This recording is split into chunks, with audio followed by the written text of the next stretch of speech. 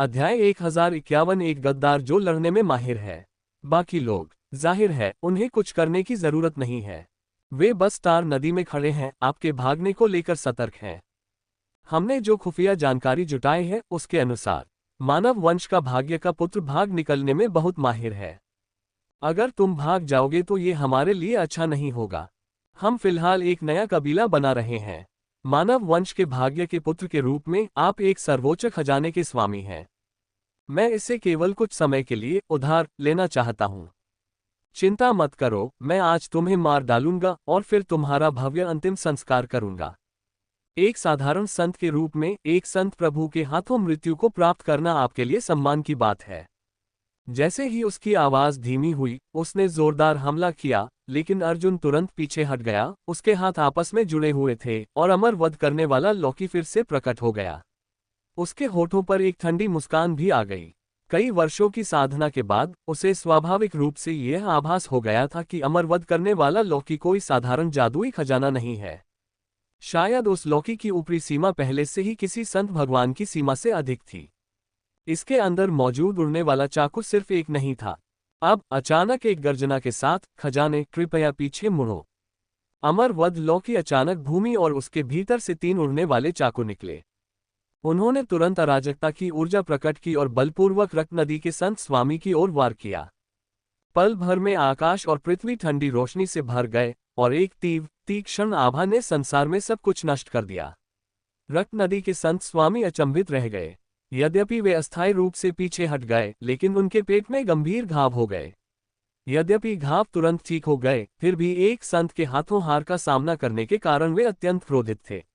रक्त के रंग का एक लंबा भाला पकड़े हुए उन्होंने अचानक उसे आगे की ओर फेंक दिया। आकाश और पृथ्वी तुरंत असंख्य रक्त रंगों में रंग गए और बिजली लगातार शून्य में गिरती रही। असंख्य तारे नष्ट हो गए, फिर वे तेज तलवारों में परिवर्तित हो गए जो अमर संहारक उड़ने वाले चाकू की ओर भेदते हुए आगे बढ़े। दूसरी ओर वो बलपूर्वक अर्जुन की ओर बढ़ा। कई वर्षों के युद्ध के बाद उसकी युद्ध कला चरम पर पहुंच चुकी थी और वह स्वाभाविक रूप से जानता था कि जादुई खजाने मनुष्यों द्वारा संचालित होते हैं। यदि जादुई खजाने का स्वामी मौके पर ही मर जाता है तो जादुई खजाना स्वाभाविक रूप से बेकार हो जाएगा। उसके चेहरे पर तुरंत एक भयावह मुस्कान आ गई। प्रतिद्वंद्वी द्वारा उसके रक्तरंजित लंबे भाले को रोकते हुए देखकर उसकी आंखें ठंडी पड़ गईं। उसने अचानक अपना एक हाथ आगे बढ़ाया और रक्तरंजित लंबा भाला एक बार फिर सर्वोच्च प्रकाश से भर उठा और बलपूर्वक प्रतिद्वंद्वी के सिर में घुस गया। बूम! पल भर में सब कुछ उड़ती हुई राख में बदल गया। सिर शून्य में गतिहीन होकर लुढ़कता रहा। लेकिन जैसे ही उसने सोचा कि उसने प्रतिद्वंद्वी को पूरी तरह से मार गिराया है, उसके होठों पर एक हल्की ठंडी मुस्कान आ गई। फिर भी उसने कभी उम्मीद नहीं की थी कि अगले ही पल खून से सना लंबा भाला अपने लक्ष्य से चूक जाएगा। सिर पल भर में गायब हो गया। समय का नियम वाकई अच्छा है, यह असली शरीर की तरह ही एक नकली प्रेत को यथास्थान छोड़ सकता है। दुर्भाग्य से इस तरह की चाल चलने में बहुत अधिक ऊर्जा खर्च होती है और इसमें लंबे समय तक टिकने वाले गुण नहीं होते हैं। अर्जुन की ठंडी आवाज सन्नाटे में गूंज उठी और फिर उसके होठों पर हल्की सी मुस्कान आ गई। उसने तारा नदी की गहराई की ओर देखा और अनजाने में पूछा, कारणता संत स्वामी, मैं जानता हूं कि यह आप ही हैं। अब जब तुम मुझ पर हमला नहीं कर सकते तो तुमने उसे ढूंढ निकाला। मुझे आश्चर्य हुआ कि ब्लड रिवर पास ने मानव कबीले के साथ विश्वासघात क्यों किया। आपने उससे कई वादे किए होंगे, अन्यथा वह कभी विश्वासघात नहीं करता। चाहे कुछ भी हो, वह अभी भी एक संत स्वामी है, इसलिए उसे मोटी कीमत मांगनी चाहिए थी, है ना? आवाज थमते ही शून्य में एक निर्मल आकृति प्रकट हुई, जो कोई और नहीं बल्कि कारणता संत स्वामी थे। उन्होंने कुछ नहीं कहा, यहां तक कि कोई हरकत करने की तैयारी भी नहीं की। वे अब शांत अवस्था में लौट आए थे और भाग्य के बालक पर हमला जारी नहीं रखेंगे। गहन पाताल लोक के हॉल के नियम थे, यदि कोई भाग्य के बालक को मारना चाहता है तो गहन पाताल लोक के हॉल के कई संत स्वामियों को मिलकर कार्य करना होगा। यदि कोई अकेला लड़ता है और प्रतिद्वंद्वी को मौके पर ही मार डालता है तो उसे भी बुरा परिणाम भुगतना पड़ेगा। मानव वंश का भाग्य उल्टा पड़ जाएगा। ऐसा तभी संभव है जब कई संत सरदारों ने मिलकर प्रतिद्वंद्वी को मार डाला हो। क्या व्यापक विरोध का सामना करने की कोई संभावना होगी? इस उत्तर का समापन अर्जुन ने किया, लेकिन संयोग से ही उसका निशाना सही लगा। इतिहास में नियति के प्रत्येक बच्चे की मृत्यु लगभग 1 दर्जन संत स्वामियों के हाथों हुई है। इसे अत्यंत दुखद कहा जा सकता है। लेकिन ठीक इसी कारण नियति के पुत्र की हत्या करने वाले अस्तित्व को अक्सर लाखों वर्षों तक निष्क्रिय रहना पड़ता है और निरंतर प्रतिघात का सामना करना पड़ता है। यदि वे प्रतिरोध नहीं करते तो अंततः उनकी मृत्यु बिना किसी दफन स्थान के हो जाएगी। ठीक इन्हीं परिणामों के कारण स्वाभाविक रूप से प्रकट होने वाला पहला कारण था संत स्वामी अर्जुन को सक्रिय रूप से नहीं मारेगा। उसके पास इस ब्रह्मांड के अन्य संत स्वामियों के साथ समझौता करने के अलावा कोई विकल्प नहीं था।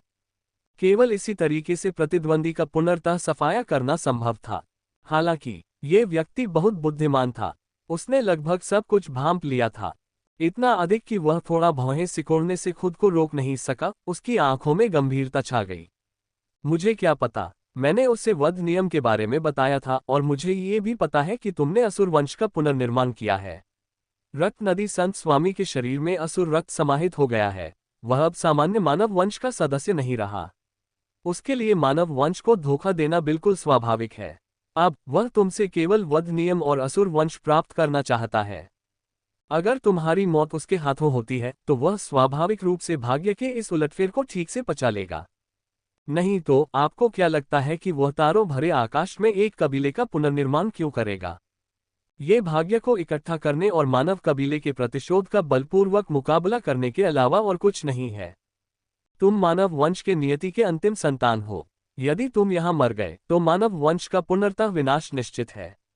उस समय प्रतिशोध का अस्तित्व समाप्त हो जाएगा और उसके साथ मेरा समझौता सामान्य हो जाएगा। आपको इसका भरपूर आनंद लेना चाहिए।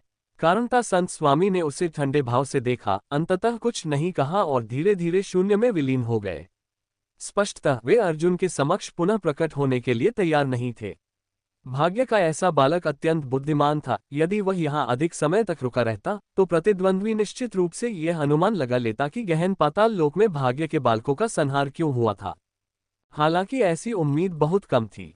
अब तो विरोधी की यही मृत्यु निश्चित है। लेकिन अंततः वह नहीं चाहता था कि उसके रहस्य दूसरों को पता चले। उसने तुरंत ही लगातार उपहास करना शुरू कर दिया और पूरी तरह से छोड़ दिया। और ये दृश्य देखकर लेकिन रक्त नदी संत स्वामी ने तिरस्कारपूर्वक उपहास किया। जब उसने मानव वंश के साथ विश्वासघात करने के समझौते की पुष्टि की तो वह पहले से ही जानता था कि भाग्य के बच्चे को मारने से घोर दुराचरण होगा। सौभाग्य से उसने जो कई चालें चली थीं, उनकी बदौलत वह अंततः बिना किसी बड़ी बाधा के वध नियम को सफलतापूर्वक विकसित करने में कामयाब हो गया और इस स्वर्ग और पृथ्वी का सबसे शक्तिशाली व्यक्ति बन गया। क्या तुम मरने के लिए तैयार हो? रक्त नदी के संत स्वामी ने सामने लगातार बाधा डाल रहे 3 अमर वध करने वाले उड़ने वाले चाकुओं को देखते हुए मुस्कुराते हुए कहा। उन्होंने अपने हाथ जोड़े और लाखों वर्षों में मारे गए संत एक एक करके प्रकट हो उठे। अंतहीन क्रोध लगातार उमड़ रहा था, मानो दुनिया की हर चीज को दबा रहा हो। हालांकि रक्त नदी के संत स्वामी ने उन्हें पूरी तरह से कैद कर लिया था, उन्हें विशाल संरचनाओं में बदल दिया था, जिससे अमर वध करने वाले उड़ने वाले चाकू लगातार फंस रहे थे। फिर वह अकेले ही आगे बढ़ा, रक्तदाव के नियमों का पालन करते हुए। एक सर्वोच्च संहारक देवता की तरह उसके पीछे अनगिनत शव प्रकट हुए, जिनसे लगातार खून बह रहा था। ब्रह्मांड में खून की बारिश हुई और पूरे ब्रह्मांड में खून से लाल तारे दिखाई दिए। अनगिनत शव लगातार दहाड़ रहे थे और खून झरने की तरह बह रहा था। क्या तुम हमेशा से असुर को खोजने की कोशिश नहीं कर रहे हो? अगर ऐसा है तो मैं आपको दिखा सकता हूं कि असुरों का सृष्टिकर्ता ईश्वर क्या है। अर्जुन ने थोड़ा सा माथा सिकोड़ा, लेकिन अंततः उसे इसकी ज्यादा परवाह नहीं थी। इस व्यक्ति से लड़ते हुए वह अत्यधिक दबाव महसूस कर रहा था। वह पहले से ही एक बड़ी सफलता के कगार पर था और शायद यही क्षण उसके लिए अवसर था। अध्याय 1052 हत्या का सच्चा संत। वह स्वाभाविक रूप से युद्ध से नहीं डरता था। दानव भक्षण ब्लेड ने एक उन्मत्त युद्ध भावना दिखाए। उसके पैरों के नीचे अराजकता क्यों ही तैर रही थी। उसने 3000 नियमों वाले 3000 लोगों को अपने कंधों पर धारण किया हुआ था। उसके हाथों पर क्षय नियम प्रकट हुए। उसकी आंखों में अंतरिक्ष और समय के नियम समाहित थे। उसके सिर के पीछे पुनर्जन्म का एक महान चक्र प्रकट हुआ और उसकी हड्डियों से अनंत उत्पत्ति क्यों ही उमड़ रही थी। वह एक महान अजगर की तरह था। उसका रक्त और क्यूई एक महान सूर्य भट्टी से भिन्न नहीं थे। इस क्षण वह पूरी तरह से ठंडा था। अमर वध लौकी उसकी कमर पर लटकी हुई थी और छठी श्रेणी का धधकती हरी कमल उसके पैरों के नीचे थी। एक प्राचीन दिव्य देवता की तरह एक पल में उसके पैरों के नीचे 10,000 फीट ताजा रक्त भी प्रकट हुआ अनगिनत लाशें निकली, सब कुछ ढह गया और इस क्षण स्वर्ग और पृथ्वी धूल में बदल गए। बहुत बढ़िया। पुनर्जन्म, क्षय, अराजकता, अंतरिक्ष, दानव, तलवार, समय और कई ऐसे नियम जो मैंने पहले कभी नहीं देखे। सचमुच नियति की संतान कहलाने के योग्य, इतना शक्तिशाली और विस्मयकारी। अगर तुम बड़े हो जाओ तो शायद मुझे मारना तुम्हारे लिए बहुत आसान हो जाएगा। लेकिन अब हालात अलग हैं। आप अभी भी संत लोक में हैं। अगर मैंने कोई हरकत की तो तुम निश्चित रूप से मर जाओगे। लेकिन मैं केवल तुमसे ही जादुई खजाने नहीं लूटूंगा। मैं तुमसे वध कानून छीन लूंगा। मैं हत्यारे दानव के निशान खोजूंगा। मैं तो तुम्हारा वध भी कर दूंगा। मैं तुम्हारे शरीर से कानूनों को छीन लूंगा। यदि मैं ऐसे नियमों का पालन करूं तो मैं कितना शक्तिशाली हो जाऊंगा। कौन कल्पना करने की हिम्मत करता है? हा, मर जा। रक्त नदी संत स्वामी ने अचानक सर्वोच्च रक्तदाव विधि का प्रयोग करते हुए दहाड़ लगाई। हालांकि यह विधि वध विधि से संबंधित थी, लेकिन दोनों की शक्ति में बहुत अंतर था। उनके लिए एक संत स्वामी के रूप में प्रतिद्वंद्वी का वध करना हाथ पलटने जितना आसान था। वह आत्मविश्वास से भरे हुए थे और रक्त का एक अंतहीन सागर लगातार उमड़ रहा था, स्वर्ग और पृथ्वी को नष्ट कर रहा था, सभी चीजों को धूल में बदल रहा था। अर्जुन भी कुछ इसी तरह थे। शत्रु अत्यंत शक्तिशाली था और उन्हें उसे गंभीरता से लेना ही था। लेकिन इस दौरान उनकी आंखें अत्यंत निर्मल थीं और उनके होठों के कोने पर एक षड्भुजाकार मुस्कान थी। उन्होंने प्राचीन विधि और ब्रह्मांड के नियम का अभ्यास कर लिया था। इन दोनों के संयोजन से उनकी शक्ति अकल्पनीय स्तर तक पहुंच गई थी। यद्यपि वे अभी संत लोक के दूसरे चरण में ही प्रवेश कर चुके थे, फिर भी उन्हें अपने प्रतिद्वंद्वी से लड़ने का पूरा विश्वास था।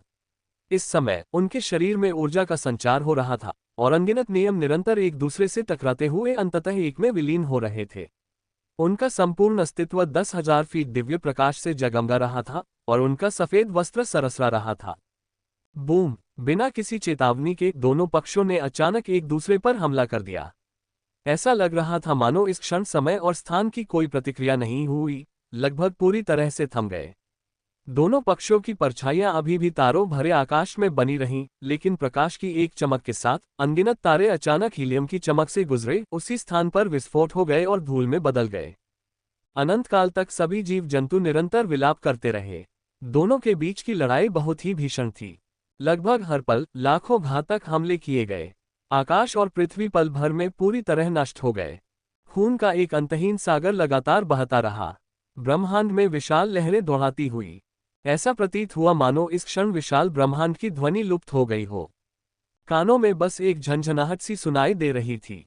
कानून व्यवस्था लगातार अव्यवस्था में थी। अराजकता का नियम, तलवार से दुष्ट देवता पर प्रहार। रक्तदान नियम, सभी प्राणियों का संहार करो। दोनों पक्षों के बीच भीषण टकराव हुआ। 10,000 तारामंडल पूरी तरह से नष्ट हो गए और एक जबरदस्त कंपन पूरे ब्रह्मांड में गूंज उठा, जिससे मानव जाति की अग्रिम पंक्ति लगातार कांप उठी। अनगिनत शक्तिशाली व्यक्तियों ने अपनी निगाहें इस स्थान की ओर घुमाई। उनकी आंखें सदमे से भर गईं। वे विश्वास नहीं कर पा रहे थे कि एक संत स्वामी हरकत कर रहा है। इसके अलावा संत भगवान से लड़ने वाला अस्तित्व वास्तव में एक संत था। दोनों पक्षों ने लगातार अपने सभी साधनों का उपयोग किया, सिर्फ दूसरे पक्ष को जान से मारने के लिए। धिक्कार है, तुम में सचमुच इतनी ताकत है। जैसा कि नियति के बच्चे से अपेक्षित था, इतने सारे मूल नियमों को समायोजित करने में सक्षम, और आप में कुछ अजीब सा संकेत है। शायद आप प्राचीन पद्धति से संबंधित हैं। ये कैसे संभव है? इस युग में प्राचीन विधि का संसार में दिखना बहुत पहले ही बंद हो चुका है। मैंने एक बार इसका अभ्यास किया था, लेकिन वह व्यर्थ रहा। आप इसका सफलतापूर्वक अभ्यास कैसे कर सकते हैं? मुझे विश्वास नहीं हो रहा। आज तो ये बूढ़ा आदमी तुम्हें जान से मार देगा। मैं तुम्हारी आत्मा को अच्छी तरह से यातना दूंगा। मैं निश्चित रूप से कुछ रहस्य निकलवाने में सक्षम होऊंगा। रक्त नदी संत स्वामी की आवाज निर्मल सन्नाटे में गूंजी। इस समय वह थोड़ा अस्त व्यस्त भी था। हालांकि उसे गंभीर चोट नहीं आई थी, लेकिन उसके वस्त्र फटे हुए थे। उसने अविश्वास से अपने सामने खड़े उस व्यक्ति को देखा, जिसके पेट में एक बड़ा छेद था, फिर भी वह सीधा खड़ा था। दूसरे व्यक्ति के शरीर से लगातार कई गहन और रहस्यमय आभाओं के उभरने का अनुभव करते हुए। और किस तरह वह लगातार अपनी गंभीर चोटों से उबरता रहा। वह गुस्से से आग बबूला हो गया।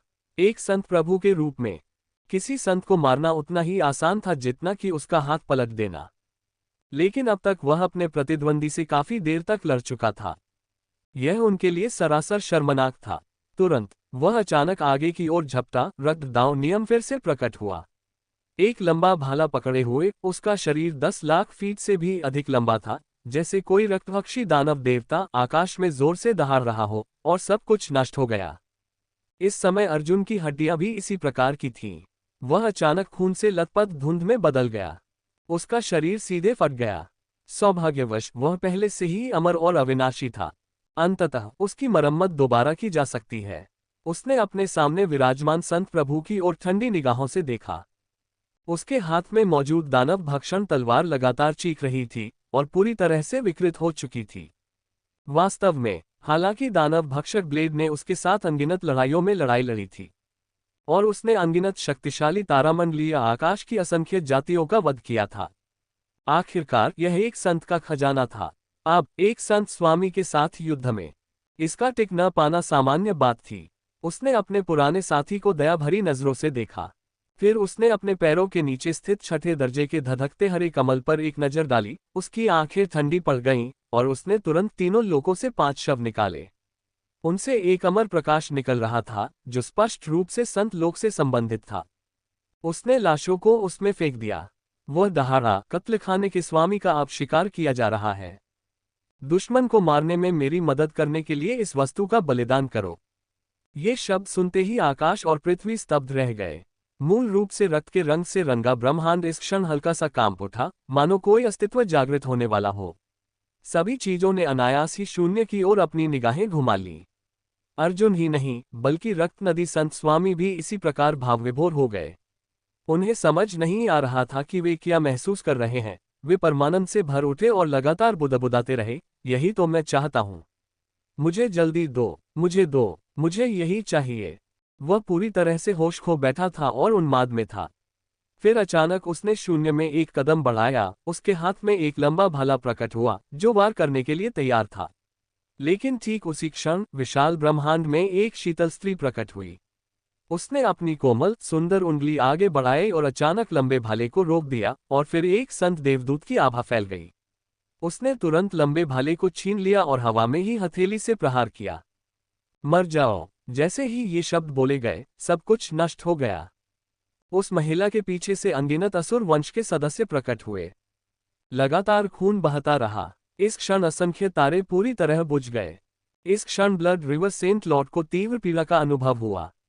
उन्होंने अविश्वास से अपने सामने खड़ी स्त्री को देखा। वह संसार की सबसे सुंदर हस्ती प्रतीत हो रही थी। उसकी हर हरकत भव्यता से परिपूर्ण थी। उसके सामने स्वर्ग और पृथ्वी का रंग फीका पड़ गया, मानो सब कुछ काला सफेद हो गया हो, मानो केवल सामने खड़ी स्त्री ही रंगीन हो। ये कैसे संभव है? वह अपने शरीर को निसंकोच देखता रहा। उसी क्षण उसका अविनाशी संत स्वामी शरीर ढह गया। उसका मांस और रक्त सड़ने लगा, कीचड़ के ढेर में बदल गया और उसके शरीर पर मौजूद नियम अचानक लुप्त हो गए। अध्याय 1053 अशूरा की लालची पुत्री। मैं तुम्हें जानता हूँ। 90,000 साल पहले तुमने असुर वंश का अंधाधुंध शिकार किया था। कितना दिलचस्प। क्या आप वध कानून के उत्तराधिकारी को मार गिराने जा रहे हैं? हे, ये तो बहुत बढ़िया विचार है। तो काटते रहो, मैं तुम्हें नहीं रोकूंगा। उसकी तरफ मत देखो, वह अभी भी शून्य में खड़ा रह सकता है, लेकिन उसकी आखिरी सांसें थम चुकी हैं। उसे कुछ और बार मारो और वह निश्चित रूप से मर जाएगा। चाहे कुछ भी हो जाए, वह अभी भी एक संत है और तुम पहले ही संत स्वामी क्षेत्र में प्रवेश कर चुके हो। उसे मारना उतना ही आसान है जितना हाथ पलटना। हालांकि तुम्हें रक्त नियम विरासत में मिला है जो तुम्हें रोक सकता है, लेकिन अंततः तुम्हारी साधना ही तुम्हें लाभ पहुंचाएगी, इसलिए ये तुम पर कोई असर नहीं कर सकता। असुर स्त्री के होठों के कोने पर एक हल्की सी मुस्कान दिखाई दी। हालांकि ये देखने में बेहद प्यारी लग रही थी, लेकिन जो भी इस पर गौर करता उसे लगता कि इस मुस्कान में एक बेहद भयावह अर्थ छिपा है। ब्लड रिवर सेंट लॉर्ड ने स्वाभाविक रूप से ये दृश्य देखा। उन्होंने तुरंत थोड़ा सा भौहें चढ़ाईं, कुछ कदम पीछे हटे, अपने शरीर के दर्द को अनदेखा किया और ठंडे स्वर में दहाड़ते हुए कहा, तुम कौन हो? मैंने इतने वर्षों तक किलिंग डेमन का नाश किया है। उनमें से सबसे शक्तिशाली केवल राजा स्तर पर था और मैंने कभी किसी संत को नहीं देखा। लेकिन अब आप संत स्वामी स्तर पर हैं। क्या ऐसा हो सकता है कि किलिंग डेमन का अपना एक वंश हो और वह नियमित रूप से अपनी दुनिया में प्रजनन करता हो? उसकी आंखें अत्यंत ठंडी और भय से भरी हुई थीं। असुर वंश से जुड़ा होने के कारण वह स्वाभाविक रूप से जानता था कि हत्यारा दानव दुनिया के सबसे कुशल योद्धाओं में से एक है। जन्म लेते ही वह युद्ध करने लगता था और जन्म से ही वह अपने ही वंश के लोगों का नरसंहार करता था, जिसे अत्यंत रक्तरंजित कहा जा सकता है। और ठीक इसी कारण से ऐसा वंश अक्सर अत्यंत भयानक, अपने समकक्षों में अजेय और यहाँ तक कि सभी जीवित प्राणियों का वध करने में सक्षम होता था। मानव जाति के एक पूर्व उच्च पदस्थ सदस्य के रूप में उन्होंने स्वाभाविक रूप से मानव जाति का इतिहास पढ़ा था। उन्हें स्वाभाविक रूप से इस बात का एहसास हो गया था कि हत्यारे दानव ने अतीत में ब्रह्मांड को कितना नुकसान पहुंचाया था। प्राचीन काल में दुनिया में एक हत्यारा दानव प्रकट हुआ। इसने अज्ञात संख्या में सेंट लॉर्ड्स को मार डाला। अगर नियति के एक बच्चे ने इसे दबाया न होता, शायद अब तक मानव जाति पूरी तरह से नष्ट हो चुकी होती। मैं आपको जानने की जरूरत नहीं है। आपको ये बात तभी जाननी होगी जब आप मेरे खिलाफ कोई कदम उठाएंगे। तुम लगभग मर चुके हो, ये तो निश्चित है। महिला ने थोड़ा भौहें चढ़ाई, मुंह ढककर हल्की हंसी हंसते हुए अर्जुन के पैरों के नीचे पड़े छठे दर्जे के धधकते हरे कमल की ओर इशारा किया और धीरे से कहा, यह मेरे असुर वंश का एक जादुई खजाना है जिसे असुर राजा ने बनाया है। अगर तुम इसे छीन लेते हो तो तुम्हें केवल शक्तिशाली साधकों के शवों की बलि देनी होगी और तुम्हें हमारे उपहार मिल जाएंगे। क्या तुम हमेशा से असुरों के रक्त और शरीरों के लिए तरसते नहीं रहे हो? मेरे पास यहाँ बहुत सारे हैं, क्या आप उन्हें नहीं चाहते? ये शब्द सुनते ही पुनर्जन्म संत स्वामी चौंक उठे। उन्होंने कभी सोचा भी नहीं था कि यह स्त्री उनके बारे में इतना कुछ जानती होगी। उनके मन में तुरंत ही हत्या का भाव आया, लेकिन ये केवल अवचेतन था। होश में आने पर उन्होंने तुरंत खुद को रोक लिया। ये स्त्री भी उन्हीं की तरह संत स्वामी स्तर की थी और बहुत शक्तिशाली थी। अगर उन्होंने कोई कदम उठाया तो उन्हें कुछ भी हासिल नहीं होगा। उनका हाथ पहले ही मांस का एक सड़ता हुआ ढेर बन चुका था। अगर उन्होंने जबरदस्ती लड़ाई की तो शायद यही उनकी मृत्यु हो जाएगी। इसलिए अंत में उसने अर्जुन की ओर देखा, लगातार उपहास करते हुए। निचोड़ने के लिए नर्म परसिमोन चुनना सबसे अच्छा होता है। वह इस सिद्धांत को समझ गया था, क्योंकि वह अपने सामने खड़ी महिला को मार नहीं सकता था। तब तो ये बदमाश आज निश्चित रूप से उसी के हाथों मारा जाएगा। उन्हें इस बात पर विश्वास नहीं हुआ।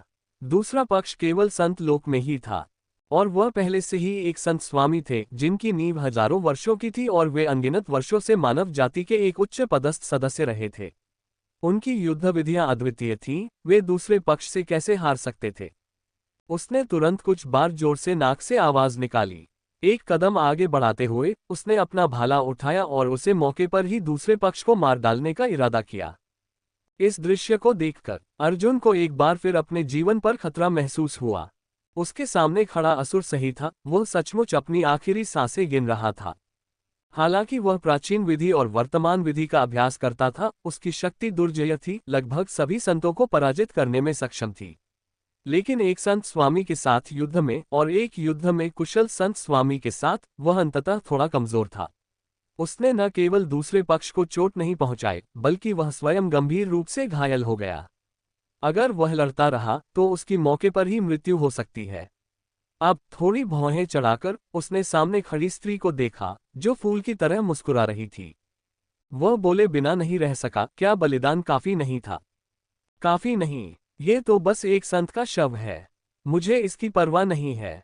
इसे फेंक दो, मुझे सेंट लॉर्ड्स चाहिए। 3 संत शव मुझे केवल एक बार ही कार्रवाई करने के लिए मजबूर कर सकते हैं। जहां तक इस बात का सवाल है कि दूसरे पक्ष की मृत्यु हुई या नहीं, इससे मेरा कोई लेना देना नहीं है।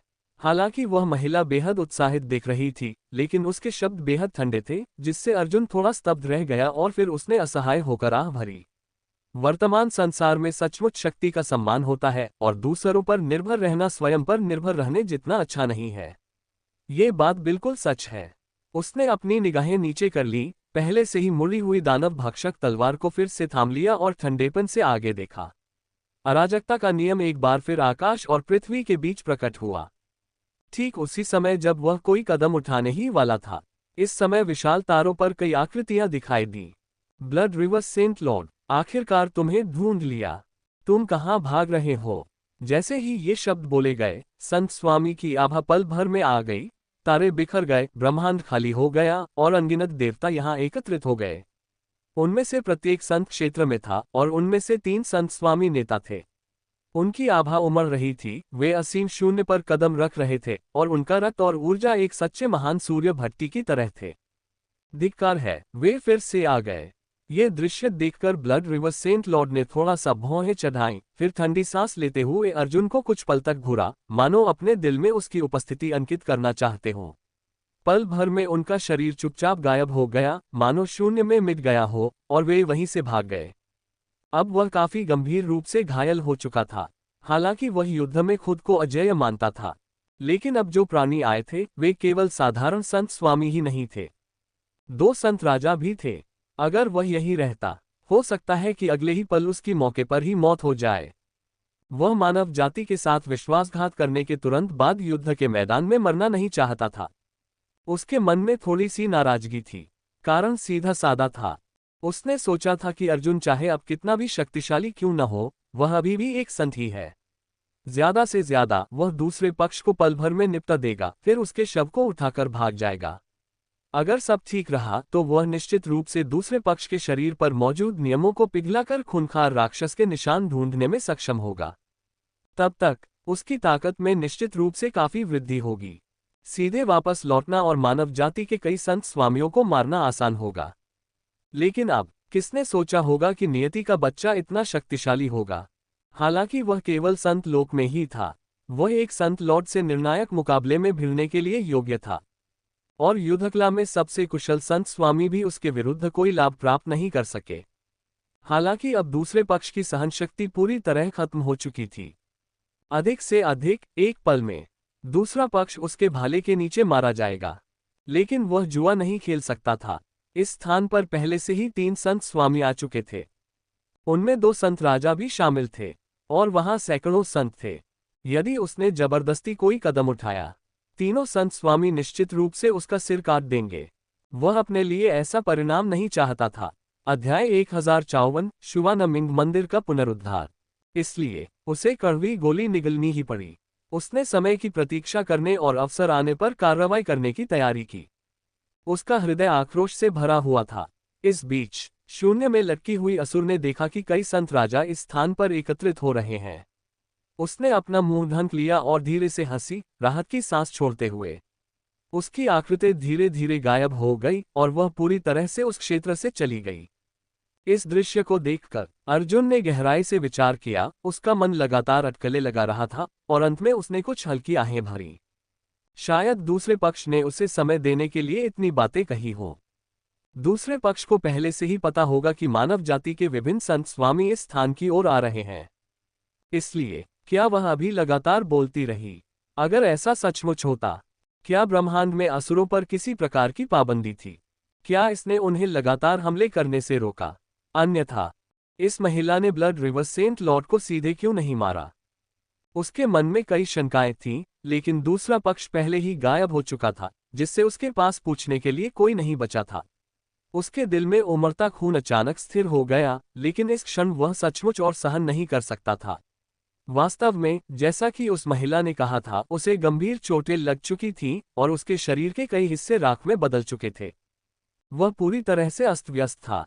वह सचमुच अपनी सहनशक्ति की सीमा पर पहुंच चुका था। उसकी आभा शक्तिशाली प्रतीत होती थी, लेकिन वास्तविकता में एक ही प्रहार से उसे चकनाचूर किया जा सकता था।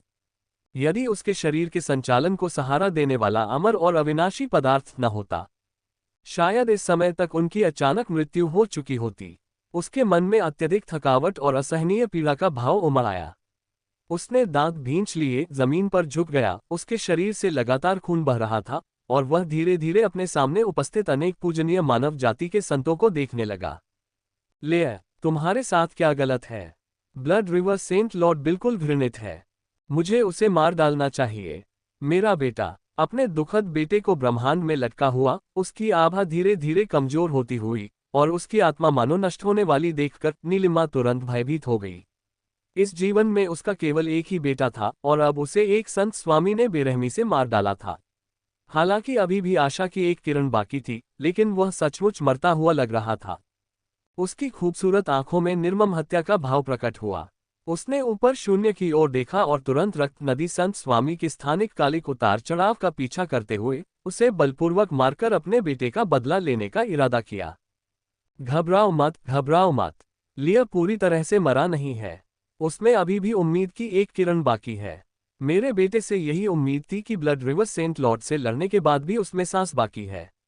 अरे वह तो संत लोक में प्रवेश कर चुका है और उसके शरीर में अमर और अविनाशी तत्व समाहित हो चुके हैं। चिंता मत करो, चिंता मत करो, हमारा बेटा नहीं मरेगा, हमारा बेटा नहीं मरेगा। राघव ने बगल से अपनी पत्नी को धीरे से सांत्वना दी।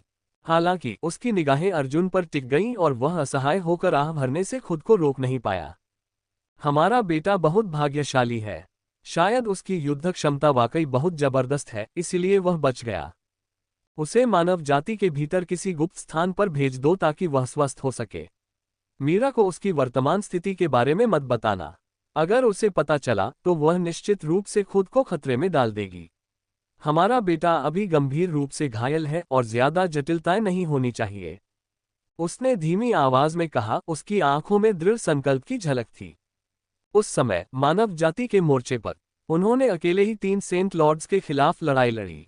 फिर भी इसी क्षण ब्लड रिवर सेंट लॉर्ड ने मानव जाति के कई गद्दार सदस्यों को प्रकट होने के लिए नेतृत्व किया। उन्होंने जबरन उनका नरसंहार किया। परिणामस्वरूप कम से कम 50 संत पूजनीय व्यक्तियों की दुखद मृत्यु हो गई। उन्होंने अन्य तारामंडलों के संत स्वामियों के साथ मिलकर दूसरे पक्ष का अंत तक पीछा किया, लेकिन उन्हें इसकी कभी उम्मीद नहीं थी। ब्लड रिवर सेंट लॉर्ड न केवल युद्ध शक्ति में अद्वितीय थे, लेकिन भागने में भी उनका कोई मुकाबला नहीं है। दूसरी पार्टी ने समय और स्थान के अधीनस्थ नियम को विकसित करने का प्रयास किया प्रतीत होता है, जिससे वहां मौजूद कई संत लॉर्ड्स उसे पूरी तरह से फंसाने में असफल रहे। यदि उन्हें तारों भरे आकाश में मामूली उतार चढ़ाव का एहसास नहीं हुआ होता, ये जानते हुए कि ब्रह्मांड में एक संत लॉर्ड क्षेत्र का युद्ध हुआ था, हो सकता है कि उन्हें तब भी कोई जानकारी न हो, उन्हें दूसरे पक्ष के ठिकाने का पता नहीं होगा। लेकिन अब अगर उन्होंने उसे देख लिया तो क्या होगा? उसका बेटा बुरी तरह घायल हो गया था, शायद उसे कुछ लाइलाज चोटें लग सकती हैं। उसका दिल टूट गया था। वह चाहता था कि वह इस मानव जाति के गद्दार को मौके पर ही काटकर मार डाले। अच्छा, वह जीवित है। नीलिमा धीरे धीरे अर्जुन के पास गईं।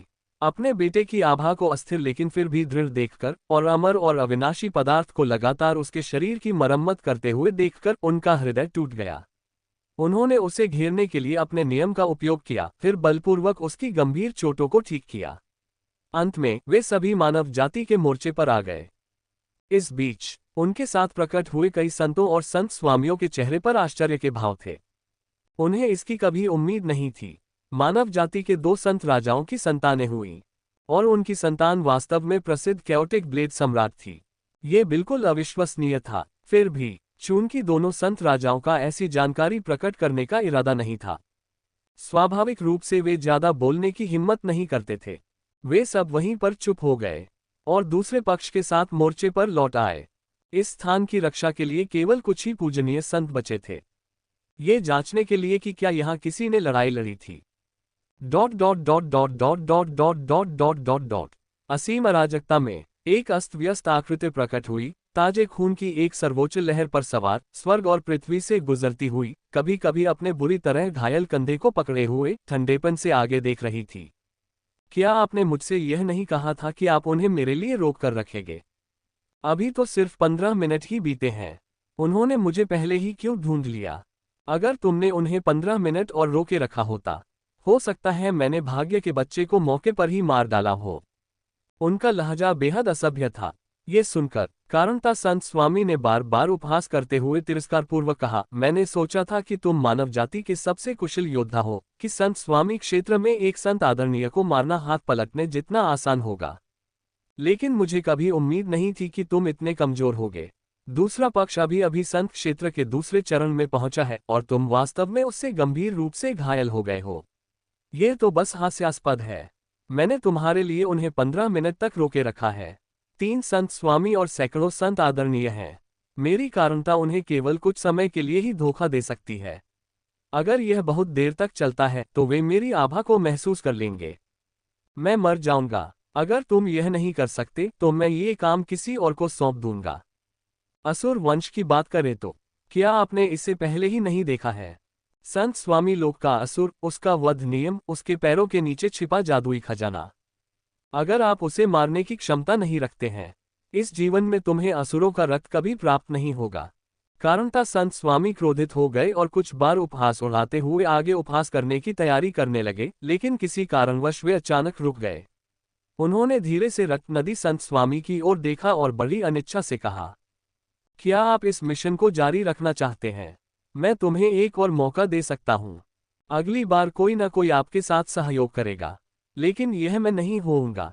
यह एक संत भगवान होंगे जो समय को नियंत्रित करेंगे। वह जल्द ही होश में आने वाला है। आप क्या सोचते हैं? ये शब्द सुनकर निराश रक्त नदी संत स्वामी अचानक जम गए, फिर आनंदित हो उठे। उन्होंने तुरंत थोड़ा सिर हिलाया और कहा, हाँ, मैं उससे सहमत नहीं हूं। उसके पास बहुत सारे स्रोत कानून हैं, और वह शत्रुओं से लड़ने के लिए संत स्वामी क्षेत्र के असुर को खोजने के लिए बलि के साधनों का उपयोग करने के योग्य है। हालांकि वह केवल एक ही चाल चल सकता है। यह अभी भी बेहद क्रूर है। सौभाग्य से मैंने उसे पहले ही बुरी तरह घायल कर दिया है। मुझे मारने के लिए उसने अपनी सारी ताकत लगा दी है। इस बार उसे मारना बेहद आसान होना चाहिए। मैं उसे मारना जारी रखूंगा जहां तक उसके ठिकाने की बात है। आपको इसका हल खुद ही निकालना होगा, और इस बार मुझे केवल टाइम सेंट लॉर्ड की मदद की ही जरूरत नहीं है। मुझे तुम्हारी पहल की जरूरत है। वह कैसे संभव है? क्या अब उसे नहीं मारोगे? क्या यह असंभव नहीं है? अगर उसे मार दिया गया तो मानव जाति निश्चित रूप से पूरी तरह से नष्ट हो जाएगी। आपको इससे लाभ होगा, ये सच है, लेकिन समस्या यह है कि क्या मैं अपनी किस्मत का इस्तेमाल आपके लिए बुरी किस्मत का सामना करने के लिए करूं? ठीक है, मैं भाग्य के बच्चे को मारने में तुम्हारे साथ सहयोग कर सकता हूं, लेकिन मुझे वध कानून और अराजकता कानून दोनों चाहिए। सहमत। शेष कानून हमारे हैं।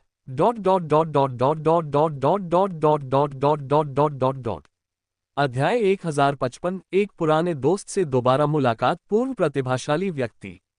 10,000 नस्लों का युद्ध। फ्रंटलाइन। एक विशाल और असीम शून्य में दोनों पक्ष इस समय आमने सामने थे। असंख्य संत और राजा प्रकट हुए, और उनमें कई संत स्वामी भी शामिल थे। युद्ध अब तक जारी था, और दोनों पक्ष पूरी तरह से रक्तपिपासु थे। युद्ध क्षेत्र लगातार बदल रहा था, और इस समय तक वे दूसरी जाति के हृदयस्थल तक पहुंच चुके थे। वास्तव में ये स्थान अब मानव जाति के अधिकार क्षेत्र में नहीं आता था। हालांकि ऐसा इसलिए हुआ क्योंकि यह विशेष नस्ल बेहद कमजोर थी। केवल एक ही संत पूजनीय के साथ उसे बिना किसी चेतावनी के युद्ध के मैदान में उतार दिया गया, और अधिकतम 15 मिनट के भीतर पूरी जाति ध्वस्त हो गई, जिसमें अनगिनत प्राणी मौके पर ही मर गए। अंततः इस जाति का क्षेत्र मानव जाति और तारा में आकाश की असंख्य जातियों के बीच युद्ध का मैदान बन गया। दोनों पक्षों के बीच लगातार खींचतान चलती रही। इस तरह की घटनाएं बहुत आम थीं। ये ब्रह्मांड एक ऐसी जगह थी जहां शक्ति का ही बोलबाला था। यदि किसी की शक्ति अपर्याप्त होती तो एक छोटी सी चूक भी उसे शक्तिशाली विशेषज्ञों के निशाने पर ला सकती थी, जिसके परिणामस्वरूप उसकी जाति का विनाश और तत्काल मृत्यु हो सकती थी। मानव जाति और तारामंडल की असंख्य जातियों के बीच 1 लाख वर्षों के संघर्ष के दौरान उन्होंने अनगिनत ऐसी घटनाएं की थीं, और अब तक वे इसमें निपुण हो चुके थे, यहां तक कि उनके बीच एक मौन सहमति भी बन चुकी थी। इसका उद्देश्य युद्ध की आग को उनके अपने क्षेत्रों में फैलने से रोकना था। जब दोनों पक्ष लड़ रहे थे, वे स्वाभाविक रूप से अन्य जातियों के क्षेत्रों में जाकर अपनी लड़ाई लड़ने लगे। इस अवधि के दौरान इस जाति की इमारतें बहुत पहले ही धूल में मिल चुकी थीं। तारा में आकाश असंख्य जातियों और मानव जाति की बैरकें संत आदरणीय द्वारा बनाई गई थीं। इनमें से अधिकांश में अंतरिक्ष समय के निम्न नियम शामिल थे। उन्होंने शून्य ऊर्जा का उपयोग करके जबरन अस्थायी शिविरों का निर्माण किया। हालांकि वे अस्थायी थे, लेकिन वे केवल कुछ हजार वर्षों तक ही टिक सकते थे। लेकिन वे एक बड़े युद्ध को जारी रखने के लिए पर्याप्त थे। और आज की स्थिति में मानव जाति के एक विशाल शिविर में सैकड़ों संत पूज्य और 3 संत स्वामियों का स्वागत किया गया। वे एक भव्य और उदासीन आभा बिखेर रहे थे, लेकिन दोनों संत राजाओं की नज़र सामने एक बुरी तरह घायल व्यक्ति पर पड़ी। वह खून से लथपथ था। हालांकि उसने सफेद वस्त्र पहना हुआ था, लेकिन वह पूरी तरह फट चुका था, और वह अपनी अंतिम सांसें ले रहा था, मानो किसी भी क्षण उसकी मृत्यु हो सकती थी। ये दृश्य देखकर सैन्य शिविर का प्रभारी व्यक्ति तेजी से आगे बढ़ा। वह दिव्य शक्ति क्षेत्र का महाशक्तिशाली व्यक्ति था। हालांकि उसे युद्ध क्षेत्र में बलि का बकरा माना जाता था, पर वह अपनी भूमिका भली भांति जानता था। वह सक्रिय रूप से युद्ध में भाग नहीं लेता था, बल्कि युद्ध क्षेत्र के उतार चढ़ाव का अवलोकन करता था, कभी कभी विभिन्न मोर्चों पर खुफिया जानकारी पहुंचाता था और यहां तक कि दिव्य सामग्री और सांसारिक खजाने का परिवहन भी करता था। तारों भरे आकाश में उसकी शक्ति नगण्य थी। अगर कोई शक्तिशाली प्राणी उसे देख भी लेता तो भी वह उसे चींटी के समान ही कमजोर समझता, उसे मारने की जहमत तक नहीं उठाता। और संयोगवश उनके दादाजी एक संत पूज्य थे और इसी कारण वे इस छोटे सैन्य शिविर के प्रबंधक बने। इस समय वे जल्दी से बाहर निकले, कई संत पूज्यों और संत स्वामियों को भयभीत होकर देखते हुए। उनकी आभा उन पर दबाव डाल रही थी, जिससे उनकी हड्डियां चरमरा रही थीं। उन्होंने तुरंत प्रणाम किया और धीमी आवाज में पूछा, मेरे स्वामियों, यहाँ आने के लिए आपके क्या आदेश हैं? मैं निश्चित रूप से उनका पालन करूंगा। जैसे ही ये शब्द बोले गए, उनके दादाजी शून्य से प्रकट हुए। एक संत के प्रकाश ने आकाश को रोशन कर दिया और अपने धूसर वस्त्र में उनके राजसी चेहरे पर अब एक चापलूसी भरी अभिव्यक्ति दिखाई दे रही थी।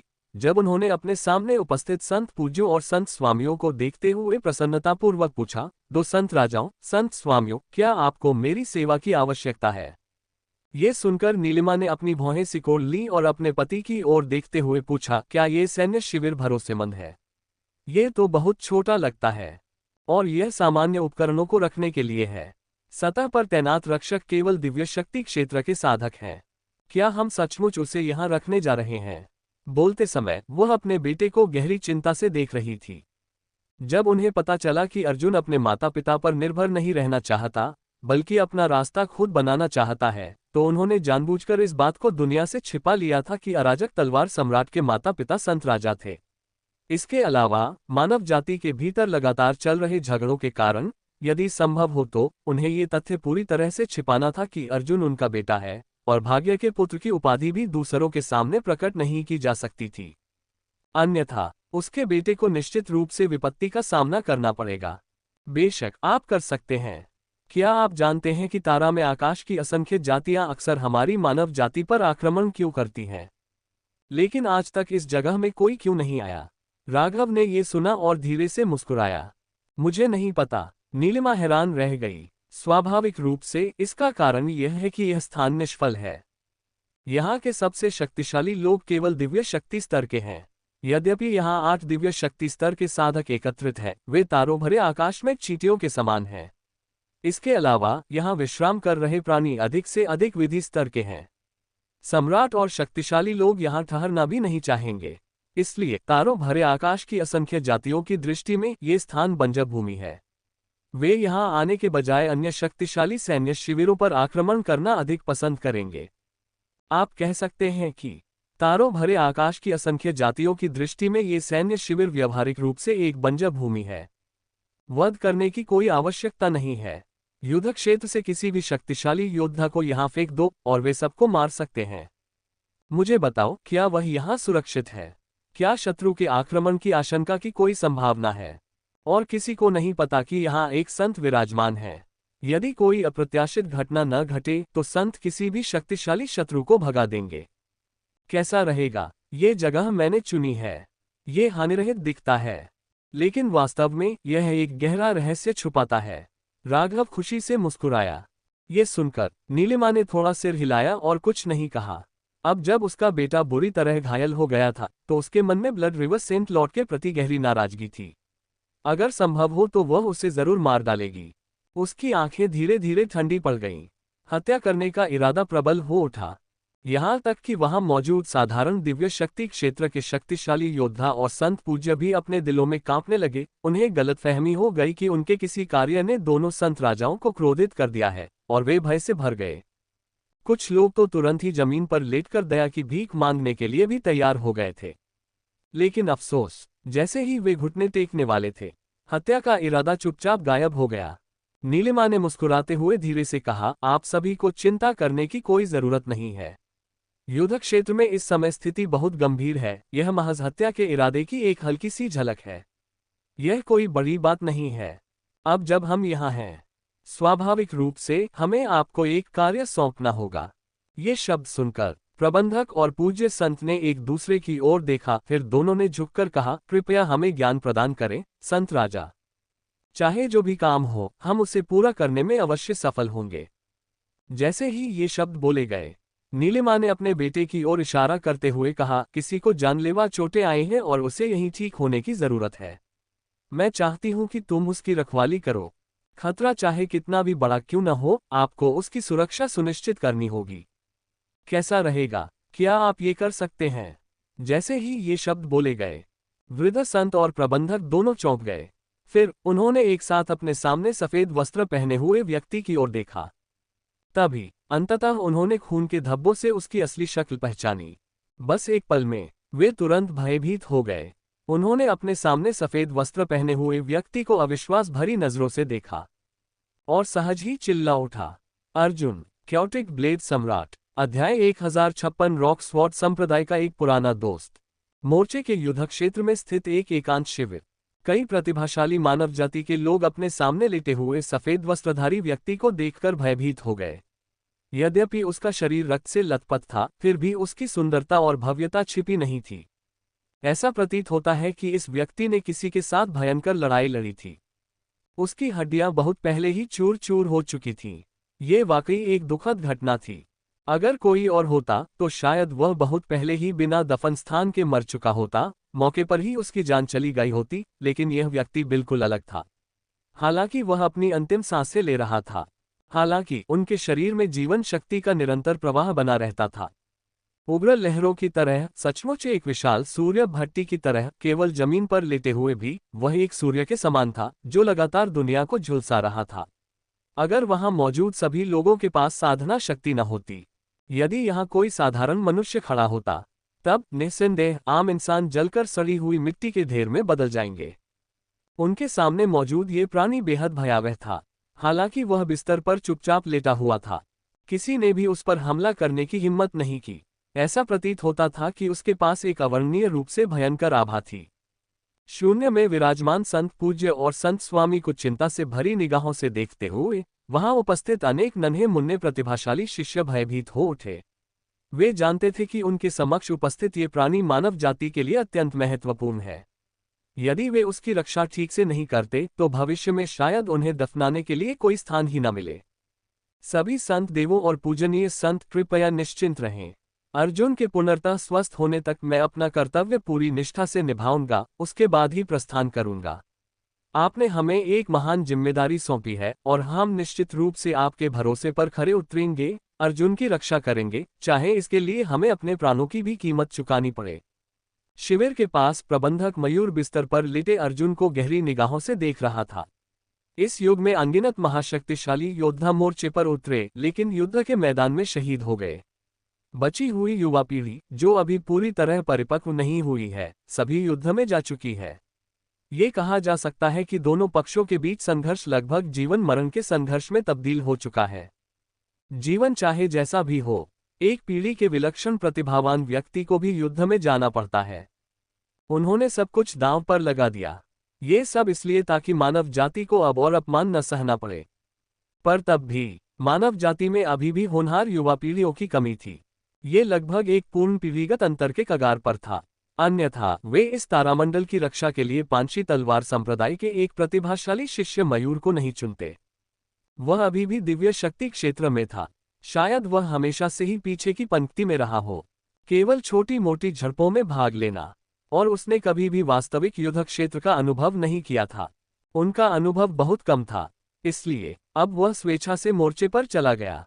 लेकिन इसके बजाय उन्होंने लॉजिस्टिक्स का काम संभाला। तुम्हारी बातों से मुझे राहत मिली। तुम्हारे दादाजी यहाँ पहरा दे रहे हैं, इसलिए कोई बड़ी समस्या नहीं होगी। तुम शी वंश के वंशज हो और तुम्हारी प्रतिभा सराहनीय है।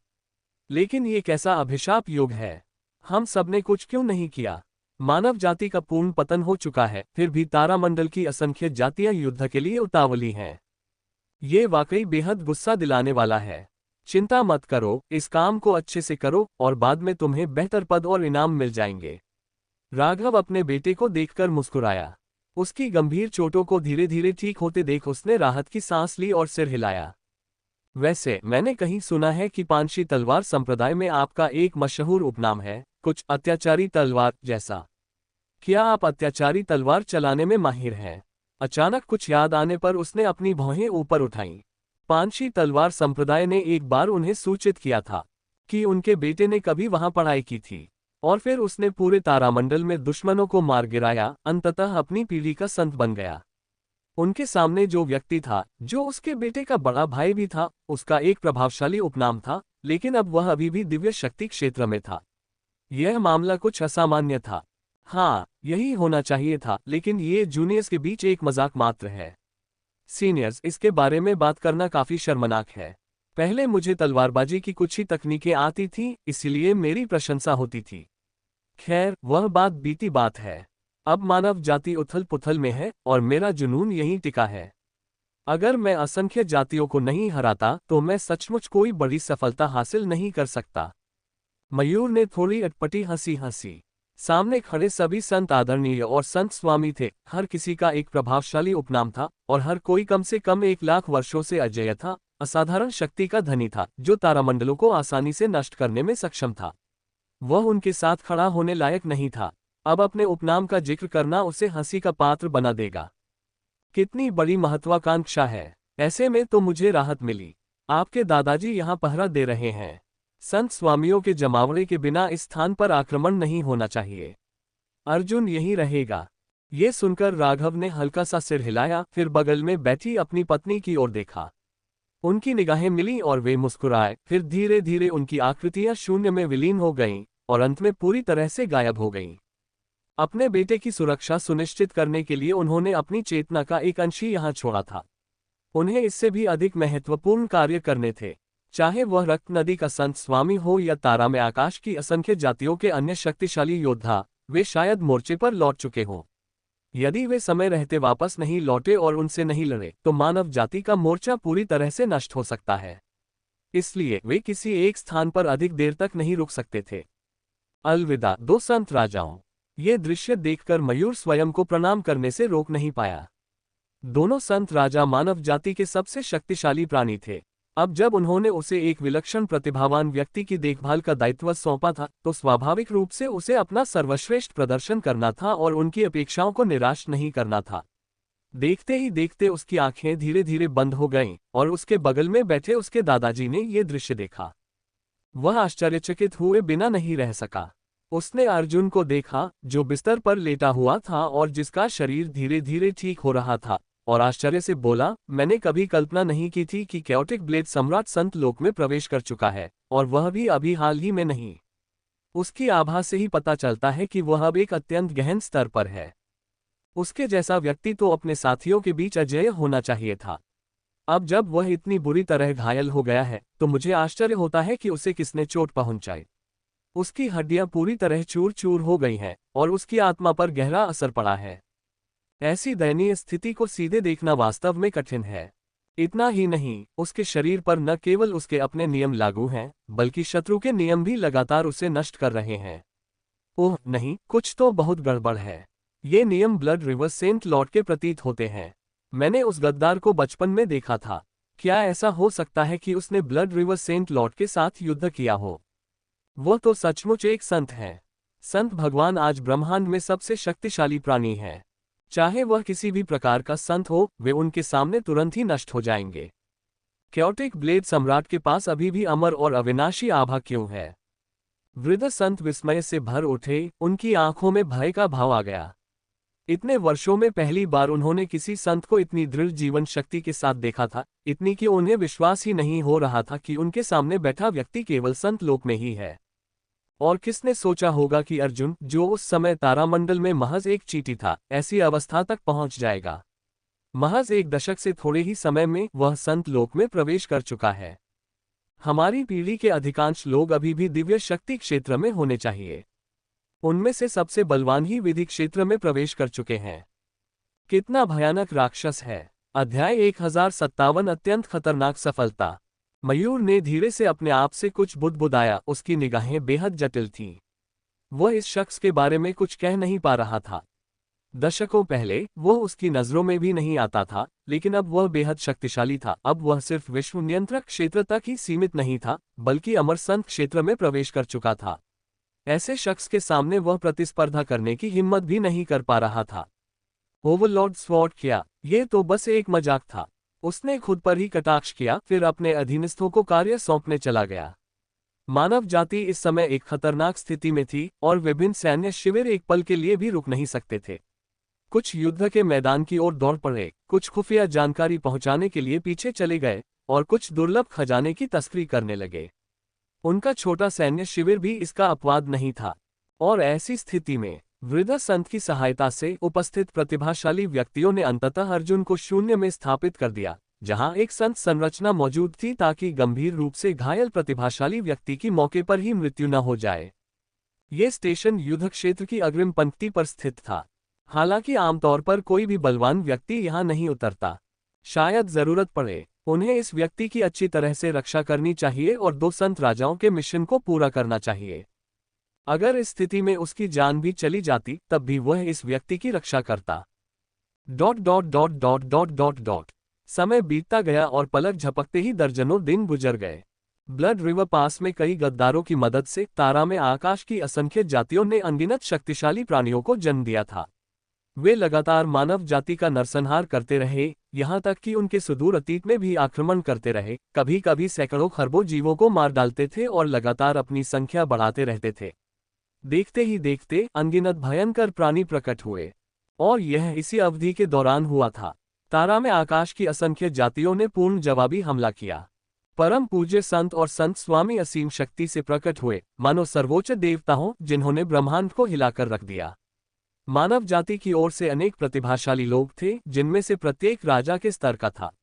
इसके अलावा सैकड़ों संत पूज्य और 3 संत स्वामी भी थे और दोनों पक्ष दूर से एक दूसरे का सामना कर रहे थे। लेकिन ये स्पष्ट था, मानव जाति, जो पूरी तरह से पतन की ओर थी, लंबे समय से विद्रोह में उलझी हुई थी और अब उससे उबरने के लिए संघर्ष कर रही थी।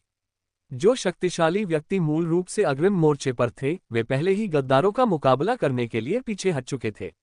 अग्रिम मोर्चे पर बहुत कम लोग बचे थे, लेकिन तारा में आकाश की असंख्य जातियां अलग थीं।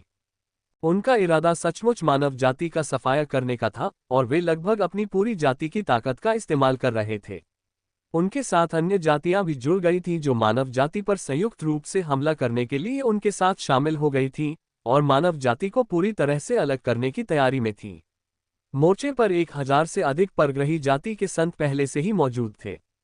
उनमें 7 संत स्वामी भी थे, जिनमें से प्रत्येक शून्य को हिलाने में सक्षम था। व्यवहारिक रूप से एक जाति के पूर्वज अत्यंत क्रूर। यदि मानव कबीले की ओर से 2 संत राजा न होते, वे जल्दबाजी में कोई कदम उठाने की हिम्मत नहीं करते। शायद मोर्चे पर मौजूद मानव कबीला अब तक पूरी तरह से नष्ट हो चुका होता। लेकिन फिर भी मानव कबीला अभी भी कष्ट झेल रहा था। मोर्चे पर कभी कभी लोग युद्ध में मारे जाते थे, प्रतिदिन हजारों लोग हताहत होते थे। यदि यह सिलसिला जारी रहा तो मानव वंश की युवा पीढ़ी सचमुच विलुप्त हो जाएगी। और यह ऐसी स्थिति में हुआ था। अर्जुन, जो एक छोटे से सैन्य शिविर में लगातार स्वास्थ्य लाभ कर रहा था, हालांकि वह अभी भी अंतहीन थकावट और शक्तिहीनता में फंसा हुआ था, उसने बाहरी दुनिया की असाधारणता को गहराई से महसूस किया। ब्लड रिवर सेंट लॉर्ड को धिक्कार है। असल में लड़ाई के दौरान उसने मेरे शरीर पर एक नियम अंकित कर दिया। इसमें कोई आश्चर्य की बात नहीं है कि मेरे शरीर में मौजूद अमर पदार्थ इतने लंबे समय तक खुद की मरम्मत नहीं कर सका। क्या सिर्फ इतना ही कहा जा सकता है कि वह एक संत लॉर्ड होने के मानदंडों पर खरा उतरता है? विश्व में उनका युद्ध अनुभव निस्संदेह सबसे मजबूत है। सौभाग्य से मैंने प्राचीन पद्धति का अभ्यास कर लिया है। आखिरकार मैं तुम्हारा कानून तोड़ सकता हूँ। अर्जुन धीरे धीरे खड़ा हुआ। हालांकि वह बुरी तरह घायल था, पर उसकी तुरंत मृत्यु नहीं होगी। उसके शरीर की कई हड्डियां अपने आप ठीक हो चुकी थीं और वह अंततः खड़ा हो सका। समस्या ये थी कि वह अब अपनी पूरी ताकत का इस्तेमाल नहीं कर सकता था, अन्यथा उसका शरीर, जो अभी अभी ठीक होना शुरू हुआ था, फिर से बुरी तरह घायल हो जाता। उसका वर्तमान शरीर अब एक संत की शक्ति को सहन नहीं कर सकता था और पूरी तरह ठीक होने में कम से कम 3 दिन लगेंगे। उसने अपनी आंखें थोड़ी सी बंद कर लीं, सामने की परिचित आभा को महसूस करते हुए, और उसके होठों पर हल्की सी मुस्कान आ गई। ओवरलॉर्ड स्वॉर्ड मयूर, मैंने कभी नहीं सोचा था कि मुझे यहाँ किसी पुराने परिचित से मुलाकात होगी। ऐसा लगता है कि वह विधि के क्षेत्र में प्रवेश करने के कगार पर है। वह सचमुच हमारे मानव वंश के एक प्रतिभाशाली व्यक्ति होने के दावे पर खरा उतरता है। हालांकि उन्होंने मोर्चे पर ज्यादा लड़ाई का अनुभव नहीं किया है, लेकिन वह अभी भी सुरक्षित रूप से आगे बढ़ सकता है। क्या भविष्य में उसे विश्व नियंत्रक क्षेत्र में प्रवेश करने का मौका मिलेगा? अरे वाह, उसके बगल में एक संत भी है। वो बहुत अच्छा है। लेकिन मैं अभी उपस्थित नहीं हो सकता। तारों से भरे आकाश में मौजूद असंख्य जातियां लगातार मेरे स्थान का अनुमान लगा रही हैं। अगर मेरे पास पहले से ही अराजकता का नियम न होता, शायद जब मैं गंभीर रूप से घायल था तब किसी ने कुछ करने की कोशिश की होती। प्रोफाउंड नेदर गॉड हॉल वास्तव में काफी चालाक है, ये जानते हुए कि वे नियति की 10वीं पीढ़ी के बच्चे को नहीं मार सकते। इसके बजाय उन्होंने सीधे गठबंधन बनाए और अन्य संत स्वामियों की तलाश की। उनके पास दिमाग तो है। देर सवेर मैं तुम सबका कत्ल कर दूंगा। तथापि ब्लड रिवर सेंट लॉर्ड के साथ युद्ध के बाद ऐसा लगता है कि मैं सफलता के शिखर पर पहुंचने वाला हूं। संत 3 कदम पार करो। यह क्षेत्र अन्य क्षेत्रों से भिन्न और अत्यंत खतरनाक है। इसमें शरीर में नियमों को एकत्रित करना, उन्हें हड्डियों में अंकित करना और शरीर का उपयोग करके दुनिया के सभी खतरनाक स्थानों, यहां तक कि शापों और विषों से भरे क्षेत्रों में भी यात्रा करना आवश्यक है। एक छोटी सी गलती भी तत्काल मृत्यु का कारण बन सकती है। लेकिन इसके साथ ही यदि सफलता प्राप्त हो जाती है तो शरीर अद्वितीय हो जाता है। जिस संत स्वामी से मैंने युद्ध किया वह ऐसा ही था। हालांकि मैं उसके शरीर पर प्रहार कर सकता था, लेकिन उसका शरीर इतना कठोर था कि उसे मारना लगभग असंभव था। अगर मैं इस दायरे को पार कर लेता हूं तो शायद भविष्य में मुझे किसी संत स्वामी को मारने का मौका मिल जाएगा। तथापि अभी आगे बढ़ने का समय नहीं है। अचानक उसने आकाश की ओर देखा, मानो उसे किसी की निगाह का एहसास हुआ हो, और उसके होठों पर हल्की सी मुस्कान आ गई। पलक झपकते ही पूर्वी श्वेत सम्राट उसके बगल में प्रकट हो गया। मैंने संत पदवी प्राप्त कर ली है और 800 मिलियन वर्षों की आस्था शक्ति एकत्रित कर ली है। यदि कोई अप्रत्याशित घटना न हो तो मैं कुछ समय के लिए आपकी रक्षा कर सकता हूं। आपने मुझे क्यों बुलाया? पूर्वी श्वेत सम्राट का रुख कठोर बना रहा। दरअसल जब अर्जुन गंभीर रूप से घायल हुए थे तब तीनों लोकों के विभिन्न दिव्य दाव और शुभ प्राणी, साथ ही वे स्वयं भी लंबे समय से स्थिति पर नजर रख रहे थे। यदि मानव कुल के संत पूज्य और संत स्वामी एकत्रित न होते तो शायद वे सब कुछ दांव पर लगाकर सीधे हस्तक्षेप करते और रक्त नदी संत स्वामी के दमन का विरोध करने में अर्जुन की सहायता करते। सौभाग्य से संत पूज्य और संत प्रभु के प्रकट होने के साथ अंततः अर्जुन को कोई गंभीर चोट नहीं आई। हालांकि स्वर्गीय दाव और शुभ प्राणियों को राहत मिली, फिर भी वे सतर्क रहे। तारा में आकाश की असंख्य जातियां और गहन पाताल लोक का देवमंडल आसानी से हार मानने वाले नहीं थे। इस समय मानव जाति और तारा में आकाश की असंख्य जातियों के बीच संघर्ष अपने चरम पर पहुंच चुका था, जिसमें कई स्वर्गीय दाव विभिन्न शक्तियों में शामिल हो गए थे। कुछ लोगों ने सेंट लॉर्ड्स में निवेश किया, कुछ ने प्रतिभाशाली लोगों में निवेश किया, और इनमें से अधिकांश प्राणियों के मन में मानव वंश के भाग्य के पुत्र के प्रति घृणा थी। यदि मौका मिलता तो असंख्य जातियों के शक्तिशाली व्यक्ति मानव वंश के भाग्य के पुत्र को तुरंत मार डालते ताकि मानव वंश फिर से प्रसिद्धि प्राप्त न कर सके। अध्याय 1058 शिंतो सम्राट के निशान। हालांकि उस समय बहुत सारे संत पूज्य और संत स्वामी पहरा दे रहे थे, लेकिन ब्रह्मांड में साधना के बहुत सारे तरीके मौजूद हैं। अवसर हमेशा मौजूद रहते हैं जिनका लाभ उठाया जा सकता है, इसलिए वे पूरे रास्ते पहरा देते रहे। यहां तक कि हजारों स्वर्गीय दाव ने पूर्वी श्वेत सम्राट के संत आदरणीय बनने की संभावना को साकार करने के लिए अथक परिश्रम किया। अब जब उन्होंने सफलतापूर्वक सफलता हासिल कर ली है, अंततः उन्होंने राहत की सांस ली। करोड़ों वर्षों की आस्था की शक्ति का ऐसा प्रकटीकरण हुआ। अर्जुन को शिकार किए जाने से डरना नहीं चाहिए। असंख्य लोकों में जाओ। मुझे एक बड़ी सफलता हासिल करने का अवसर महसूस हो रहा है। अनेक लोकों में कहीं न कहीं वह स्थान है जहां से मैं पारलौकिक लोक में प्रवेश कर सकता हूं। अर्जुन ने ये शब्द कहे और धीरे धीरे अपनी आंखें बंद कर ली। उसका चेहरा पीला पड़ गया था, उसके मुंह के कोनों से लगातार खून बह रहा था। उसके घाव अभी तक ठीक नहीं हुए थे, हालांकि ज्यादा से ज्यादा 3 दिनों में ठीक हो सकते थे। वह पूरी तरह से ठीक होकर सीधे अपने चरम काल में प्रवेश कर जाता, लेकिन अभी उसकी हड्डियां पूरी तरह से विकसित नहीं हुई हैं। ये कुछ शब्द कहते ही उसकी सारी शक्ति समाप्त हो गई है, और इस समय वह खांसने लगता है और पूर्वी श्वेत सम्राट की ओर देखता है। मैं समझ गया। मैं अब आपको असंख्य लोकों में ले जाऊंगा। इस दौरान मुझे आपकी आभा को रोकने के लिए आपसे अराजकता नियम का एक अंश चाहिए। मैं नहीं चाहता कि आप असंख्य लोकों में मरें। एक अभिव्यक्ति के रूप में, यदि आप मर जाते हैं तो मैं भी स्वर्ग और पृथ्वी के बीच विलीन हो जाऊंगा। पूर्वी श्वेत सम्राट ने हल्के से सिर हिलाया, एक लंबी तलवार पकड़े हुए उन्होंने अर्जुन से अराजकता कानून का एक अंश लिया, फिर तलवार से शून्य को चीर दिया और दोनों उस स्थान से गायब हो गए। Dot dot dot dot dot dot dot dot dot dot dot dot dot dot. एक ही समय पर विशाल और असीम असंख्य लोकों में, ब्रह्मांड में अत्यधिक युद्ध के कारण असंख्य स्वर्गीय दाव भागते रहे। वे सभी असंख्य लोकों में लौट गए। कभी विशाल रहे असंख्य लोक अब स्वर्गीय दाव की एक अंतहीन धारा को एकत्रित कर रहे हैं। उनके स्वभाव के कारण दुनिया और दुनिया लगातार लड़ रही हैं। अनगिनत शक्तिशाली संस्थाएं लगातार उभर रही हैं। दिव्य मार्ग और दिव्य मार्ग निरंतर एक दूसरे को भस्म करते रहते हैं। कौन जाने इस समय कितने संतों का जन्म हुआ होगा। कौन जानता है कि कितने स्वर्गीय मार्ग दुखद रूप से नष्ट हो गए। ऐसा दृश्य तो मानो एक प्रकार का नरक ही है। हर जगह कानून ध्वस्त हो रहे हैं। हर जगह दुनियाएं नष्ट हो रही हैं। हर जगह स्वर्गीय मार्ग की गर्जना और पुकार सुनाई दे रही है। एक के बाद एक देवताओं की दुखद मृत्यु होती चली गई। लेकिन ऐसी स्थिति में पूर्वी श्वेत सम्राट ने अर्जुन को अनेक लोकों से होते हुए पुनर्तः मार्ग दिखाया। आप किस क्षेत्र में सफलता हासिल करना चाहते हैं? मेरी सलाह सुनो। अच्छा, असंख्य लोगों की दुखद स्थिति को देखते हुए पूर्वी श्वेत सम्राट ने भौहें चढ़ा ली, फिर अपने बगल में मौजूद अपने वास्तविक शरीर पर एक नजर डाली, ये देखकर कि वह अभी भी शांत था, और दोनों एक दूसरे लोक में चले गए। ऐसी स्थिति में कुछ दिव्य आत्माओं ने, जिन्हें इसके बारे में कोई जानकारी नहीं थी, उन्हें पहचान लिया। उन्हें अन्य स्वर्गीय दाव से आए जीव समझ रहे थे।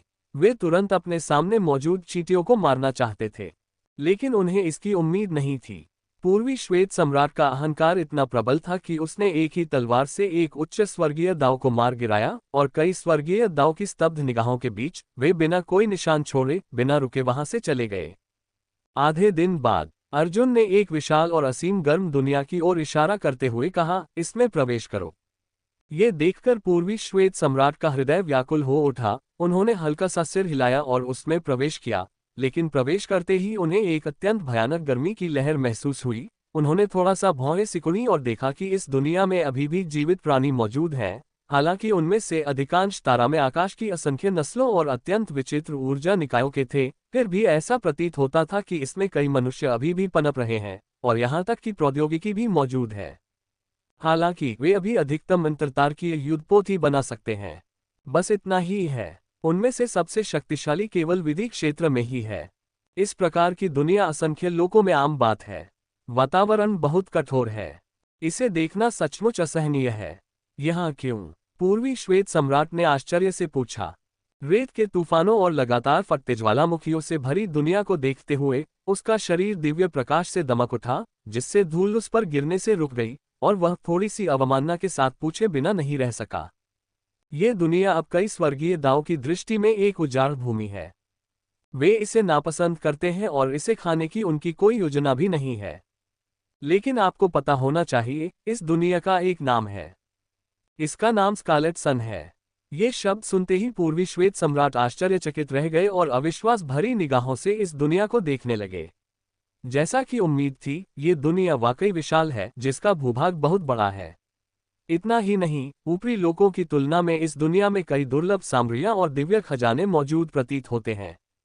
ये वास्तव में विधि के महाशक्तियों का पोषण कर सकता था, लेकिन दुर्भाग्य से इस दुनिया के दिव्य मार्ग के चले जाने के बाद ये दुनिया धीरे धीरे पतन की ओर बढ़ने लगी। यद्यपि यहाँ अभी भी दिव्य खजाने मौजूद हैं, लेकिन उनके अनुरूप कोई दिव्य मार्ग नहीं है, और यहाँ के महाशक्तियाँ इस दुनिया को छोड़कर नहीं जा सकती।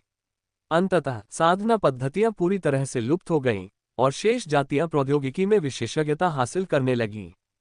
इसमें कोई आश्चर्य नहीं कि चियांग हेवनली दाव को प्रयोग इतने पसंद थे। तो उसकी दुनिया इसी स्वरूप की थी। क्या हमें उसे सूचित करना चाहिए? पूर्वी श्वेत सम्राट कुछ देर चुप रहे, फिर धीरे से बोले, कोई जरूरत नहीं। वह अब तीनों लोकों में बुरी तरह फंसा हुआ है। अगर वह अब अपनी दुनिया में प्रकट हुआ तो उसे निश्चित रूप से घृणा होगी। मेरे द्वारा इस बंधन को तोड़ने के बाद मैं सीधे इस दुनिया को तीनों लोकों में डाल दूंगा। अर्जुन ने धीरे से आह भरी। उसके सामने की दुनिया वाकई बहुत बुरी थी। सच में, अगर ये दुनिया अभी भी समृद्ध होती तो उस समय लाल सूर्य के पूर्वज अपने पूरे संप्रदाय के साथ क्यों भाग गए होते। सौभाग्यवश अब 3 लोक मौजूद हैं।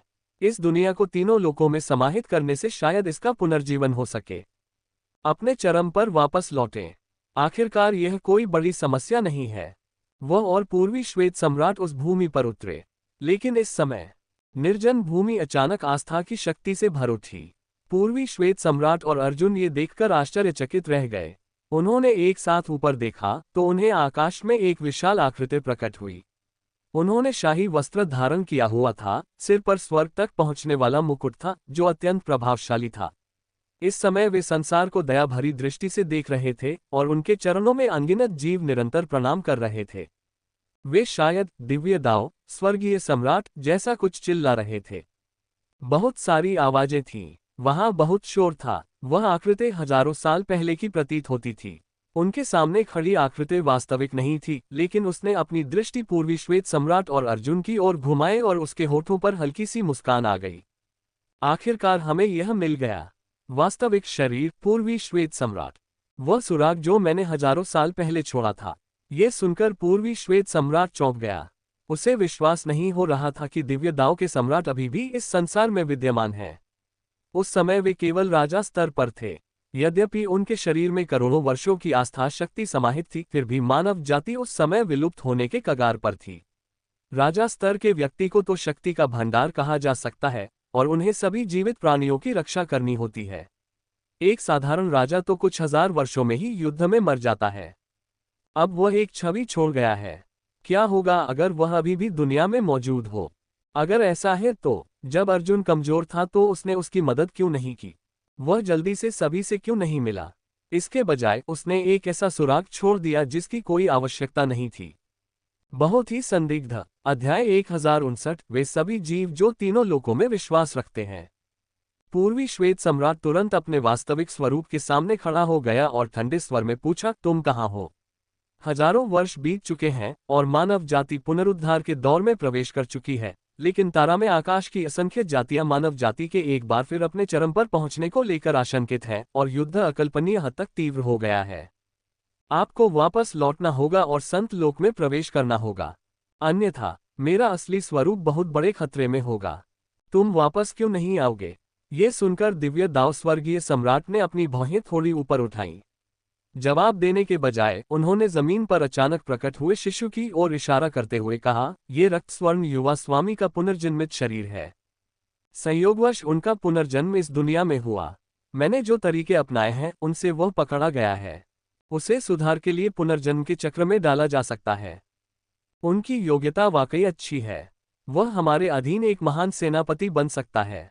Blood gold young master. Arjun ने इतने छोटे शिशु को देखकर अपनी भौहें ऊपर उठाईं। वह समझ नहीं पा रहा था कि क्या कहे। शिशु पर कई मुहरें लगी थीं ताकि वह रो न सके।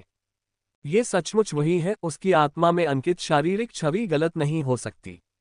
दिव्य दाव स्वर्गीय सम्राट ने हल्के से सिर हिलाया और कहा, आप उसका उचित निपटान कर सकते हैं।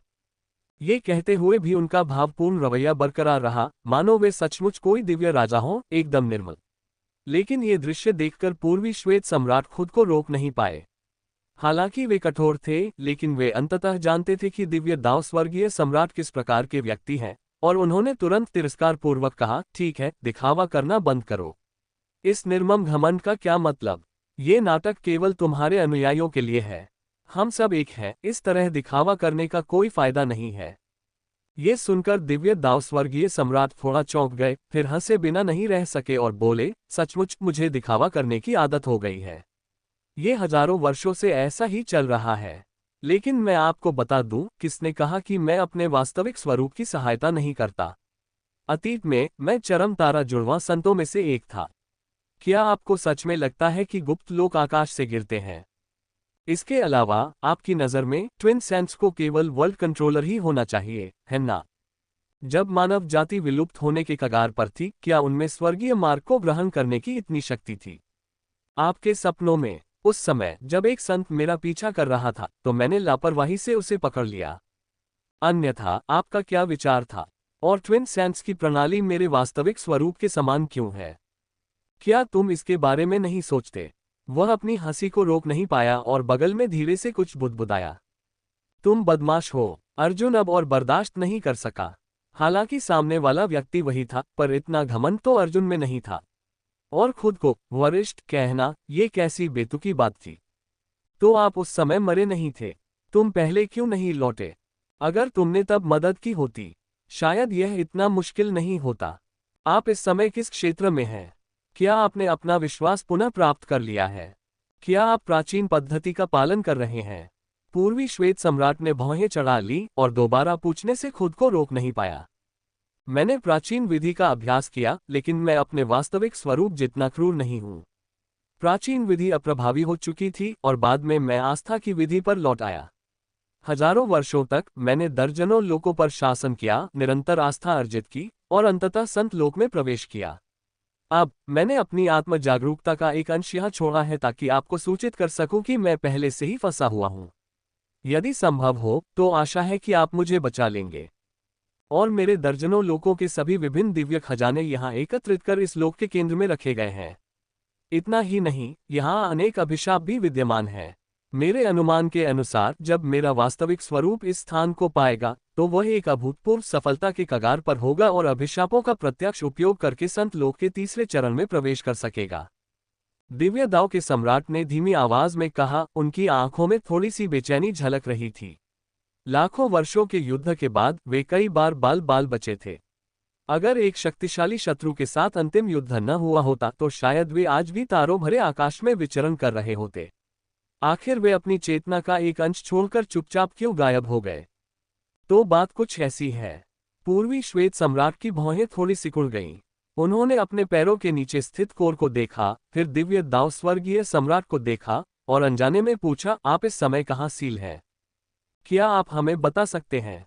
तुम और मैं एक हैं, इतना कुछ कहने की जरूरत नहीं है। अगर तुम मुझसे सचमुच मिल सको तो तुम मेरे लिए ये रहस्य जरूर सुलझा सकते हो। मानव जाति के पतन के दौरान मुझे एक संत स्वामी का गुप्त नियम विरासत में मिला है। सब कुछ अनकहा है। दिव्य दाव स्वर्ग सम्राट मुस्कुराए बिना नहीं रह सके और धीरे से बोले।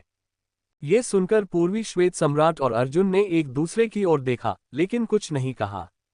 दिव्य दाव स्वर्गीय सम्राट ने तब स्वयं से कहा, हे मेरे सच्चे स्वरूप, तुम्हें सावधान रहना होगा। मानव जाति को उसके चरम उत्कर्ष तक पहुंचाने के इस कालखंड में अनेक खतरे हैं। मार्ग में मर मत जाना। यदि तुम मर गए तो मैं भी चला जाऊंगा। पहले मैंने तुम्हें टाइम रिवर में किसी के द्वारा शून्य में मारे जाते हुए देखा था। दूसरा पक्ष मानव जाति का सदस्य था। आपको गद्दारों से सावधान रहना चाहिए। मैंने अपनी बात कह दी है। चियांग हेवनली दाव को बता देना कि मैंने उसके जन्म के समय उसका पालन पोषण किया था। तुम मुझे उसका पिता कह सकते हो। अगली बार जब तुम मुझे देखो तो इतनी जोर से मत बोलना। वह हल्की सी हंसी रोक नहीं पाया, फिर उसकी आंखें थोड़ी सी बंद हो गईं और उसका शरीर धीरे धीरे गायब हो गया। वह पूरी तरह गायब हो गया। यह दृश्य देखकर दिव्य दाव के स्वर्गीय सम्राट ने इसके बाद ज्यादा कुछ नहीं कहा। ताली बजाकर वे सीधे इस दुनिया के केंद्र में प्रवेश कर गए। उन्होंने एक ऐसा स्थान देखा जिसमें 30 विशाल लोग समाहित थे। इतना ही नहीं, वहां अनगिनत जीव जंतु और कई राजा भी विद्यमान थे। इसके अतिरिक्त ये दुनिया अभी भी स्वर्गीय मार्ग के अधिकार क्षेत्र में थी। यह एक उच्चतर स्वर्गीय मार्ग प्रतीत होता था, लेकिन वे एक बड़ी सेना बना सकते थे और एक संत से लड़ने के योग्य थे। ध्यान से अर्जुन को अचानक यहाँ प्रकट होते देख पूर्वी श्वेत सम्राट अपनी तलवार लिए ठंडे भाव से आगे की ओर देखते हुए खड़ा रहा। दिव्य दाव स्वर्गीय सम्राट के वर्णन के अनुसार ये 30 लोग उनके अधिकार क्षेत्र में हैं। वास्तव में इनमें अनेक दिव्य खजाने और शक्तिशाली व्यक्ति विद्यमान हैं और यहाँ तक कि अनेक दिव्य दाव और आस्था की शक्तियाँ भी हैं। उन्हें इतने वर्षों से सीलबंद रखा गया है। मुझे सचमुच नहीं पता कि उनके द्वारा पोषित प्राणियों के मन में विद्रोही इरादे हैं या नहीं। उसने ठंडे स्वर में कहा, चिंता मत करो, भले ही मैं बुरी तरह घायल हूँ, मेरी प्राण शक्ति किसी विशाल अग्नि भट्टी के समान है और मैं अब भी एक संत से लड़ने में सक्षम हूँ। भले ही मेरा शरीर उस समय भार सहन न कर पाए और खून से लथपथ हो जाए, लेकिन मैं निश्चित रूप से मौके पर नहीं मरूंगा। अर्जुन ने हल्के से सिर हिलाया और दोनों एक एक कदम आगे बढ़े। लेकिन ठीक इसी क्षण विशाल और असीम शून्य के ऊपर राजशाही साम्राज्य के हजारों शक्तिशाली योद्धा अचानक प्रकट हुए।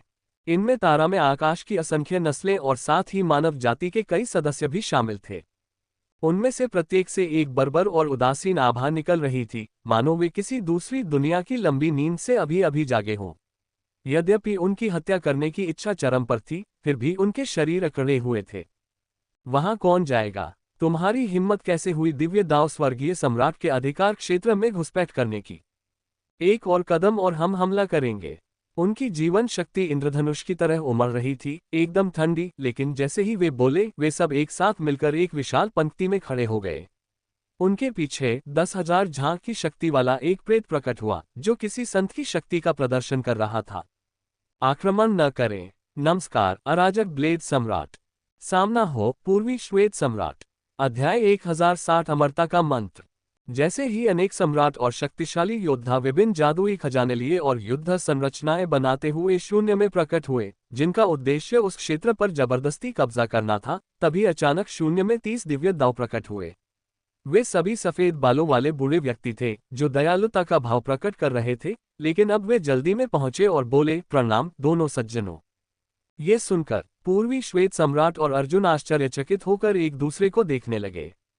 मुझे कभी उम्मीद नहीं थी कि पूर्वी श्वेत सम्राट अपनी प्रजा का इस तरह से प्रबंधन करेगा।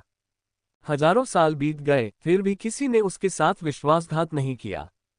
और आस्था की शक्ति का सृजन जारी है। इतनी अधिक आस्था शक्ति मेरे लिए अगले लोक में प्रवेश करने के लिए पर्याप्त प्रतीत होती है। पूर्वी श्वेत सम्राट ने अत्यंत सतर्कता से कहा। वास्तव में उसने किसी अज्ञात विधि का प्रयोग किया। हालांकि केवल दसियों हजार वर्ष ही बीते हैं, लेकिन आस्था की शक्ति पहले ही 700 मिलियन वर्षों तक पहुंच चुकी है, भले ही ये 30 लोकों का अभिसरण हो। लेकिन यह वाकई आश्चर्यजनक है। अर्जुन ने भी प्रशंसा व्यक्त की।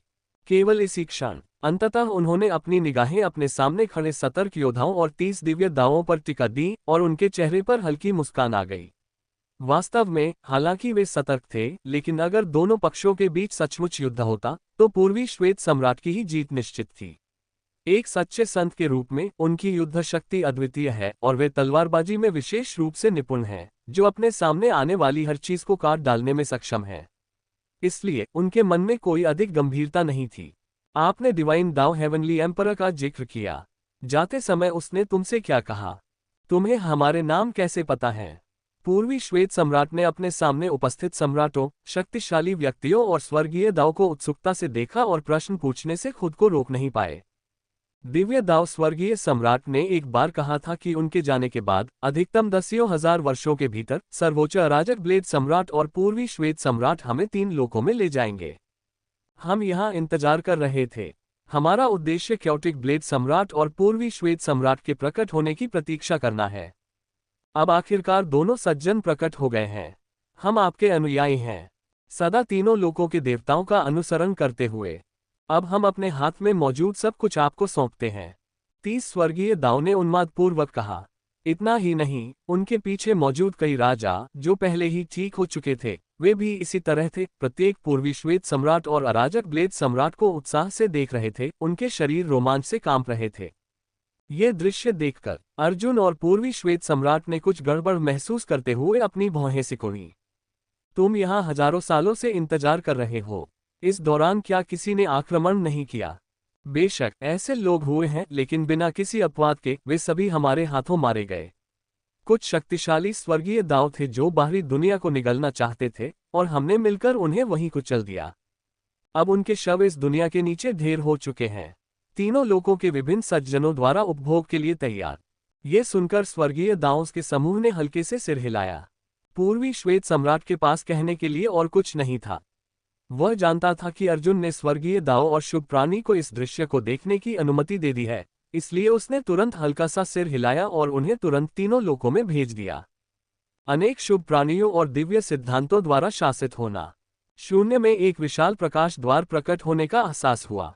अनेक सम्राट, शक्तिशाली व्यक्तित्व और स्वर्गीय दाव बेहद उत्साहित थे। उन्होंने तुरंत ही असंख्य प्राणियों और उनकी अपनी दुनियाओं को जबरन उसमें प्रवेश करने के लिए प्रेरित किया। इतना ही नहीं, पूर्वी श्वेत सम्राट ने चियांग स्वर्गीय दाव की दुनिया को भी 3 लोकों में फेंक दिया, भीतर मौजूद गद्दारों से बचाव के लिए।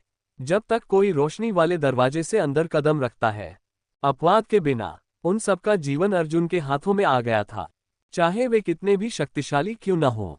तीनों लोकों के स्वामी को केवल एक विचार की आवश्यकता थी। दफनाने की जगह न मिलने पर उनकी मृत्यु निश्चित रूप से हो जाएगी। और इस अवधि के दौरान कई लोकों के विलीन होने के बाद अंततः अर्जुन को शून्य में एक अभिशाप दिखाई दिया। ये बैंगनी सुनहरे रंग का दिखाई दिया, जैसे कोहरे का एक विशाल समूह, शून्य में निरंतर चक्कर लगाना। पूर्वी श्वेत सम्राट ने उस पर बस एक नजर डाली, और वह इस धुंध का नाम पहले से ही जानता था। अमर संहार अभिशाप। इसका स्वामी एक संत है जो श्राप देने की विद्या का अभ्यास करता है। इसे गुप्त रूप से स्वर्गीय सामग्रियों, सांसारिक खजानों और संतों के अवशेषों से तैयार किया गया है। एक बार यह श्राप लग जाए तो ये किसी संत को भी मार सकता है। क्या तुम सचमुच अपने असली स्वरूप में प्रवेश करने के लिए तैयार हो? जैसे ही तुम कोहरे में कदम रखोगे, श्राप तुम पर पड़ जाएगा। अगर तुम इसे सहन नहीं कर सके तो तुम्हारी मृत्यु निश्चित है और तुम्हें दफना भी नहीं जा सकेगा। यह कोई मजाक नहीं है। क्या दिव्य दाव स्वर्ग सम्राट तुम्हें मारना चाहता है? इकट्ठा हुआ अभिशाप इतना शक्तिशाली है। पूर्वी श्वेत सम्राट ने थोड़ा भौहें चढ़ाईं और धीरे से पूछने से खुद को रोक नहीं पाया।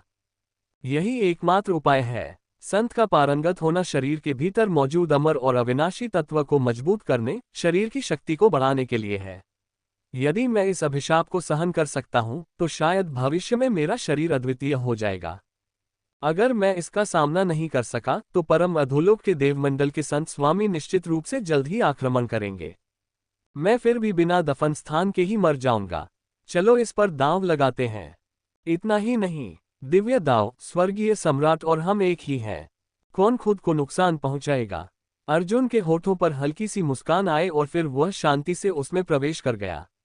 दूसरी ओर पूर्वी श्वेत सम्राट अत्यंत सतर्क था और धीरे धीरे असीम शून्य की ओर देख रहा था। यदि कोई प्रकट होता तो वह तुरंत उसे मार गिराता, ताकि वह उसके वास्तविक स्वरूप के प्रकटीकरण में बाधा न डाल सके। Dot dot dot dot dot dot dot dot dot dot dot dot dot dot dot dot dot dot. पलक झपकते ही अर्जुन पहले ही शून्य को पार कर चुका था और सामने लगातार फैलते कोहरे को देख रहा था। उसने बिना ज्यादा सोचे समझे अपनी भौहें उठाईं और तुरंत उसमें प्रवेश कर गया। दरार। पल भर में उसने महसूस किया कि उसकी बड़ी मेहनत से मरम्मत की गई हड्डियां अचानक चटक गईं, सीधे उसके मांस को भेदते हुए, और उसकी आत्मा लगातार नष्ट हो रही थी। हालांकि कई अमर और अविनाशी पदार्थ उसे सहारा दे रहे थे, उसे अब भी तीव्र दर्द महसूस हो रहा था। भौहें चढ़ाकर उसने अचानक अपने हाथ जोड़ लिए, लेकिन उसे इस बात का अंदाजा नहीं था कि अभिशाप उसके पूरे शरीर पर हावी हो चुका था। पल भर में उसके शरीर की ऊर्जा और रक्त धीरे धीरे पिघलने लगे और उसके शरीर पर लागू नियम निरर्थक हो गए। उसकी भयभीत निगाहों के सामने ही उसका शरीर धीरे धीरे मिट्टी के ढेर में बदल गया। गड़गड़ाहट। इस क्षण अविनाशी संत का शरीर अचानक चकनाचूर हो गया। उनकी आत्मा भी ऐसी ही थी, इस समय लगातार टूट रहा है। अमर और अविनाशी पदार्थ समाप्त होने की कगार पर प्रतीत हो रहे थे। ऐसी स्थिति में अर्जुन की आंखें उदासीन रहीं, जिससे श्राप उसके शरीर को नष्ट करता रहा और अराजकता का नियम उसकी आत्मा की निरंतर रक्षा करने के लिए विवश होता रहा। ऐसी परिस्थितियों में उसका शरीर लगातार पुनर्जीवित होता और फिर नष्ट हो जाता था। उसकी आत्मा लगातार पीड़ा से व्याकुल थी, हर पल असहनीय दर्द से भरी हुई थी। यदि किसी नश्वर व्यक्ति को ऐसी अनुभूति हो तो वह अगले ही क्षण पूरी तरह से ध्वस्त हो सकता है, लेकिन उसकी आंखें दृढ़ थीं। वह संसार में पालथी मारकर बैठा था, निरंतर अभिशाप का प्रतिरोध कर रहा था। खरोंचना। दरार। लेकिन अमर संहार अभिशाप की शक्ति बहुत अधिक थी। महज आधे घंटे में मूल रूप से अविनाशी शून्य इस क्षण अचानक नष्ट हो गया। उस अभिशाप का उद्देश्य दुनिया की हर चीज को नष्ट करना था। उसके शरीर को नष्ट करने के लिए, उसकी आत्मा को नष्ट करने के लिए, उसके शरीर पर मौजूद अराजकता के नियम को नष्ट करने के लिए। ऐसा लग रहा था इसका उद्देश्य अर्जुन के शरीर पर मौजूद किसी भी शक्ति को सीधे नष्ट करना था। अव्यवस्था। अर्जुन ने कुछ बार जोर से सांस ली, महसूस किया कि उसका शरीर धीरे धीरे अनुकूल हो रहा है। फिर अराजकता का नियम बाहर निकला, अचानक उसके शरीर और आत्मा की रक्षा करने लगा, लेकिन अमर संहार अभिशाप की शक्ति ने लगातार उसके शरीर पर मौजूद अराजकता के नियम को नष्ट कर दिया। अब उसे गंभीर चोटें आई थीं। यद्यपि अमर और अविनाशी पदार्थ निरंतर उत्पन्न होते रहते थे, अंततः यह ऊंट के मुंह में एक बूंद के समान था। समय।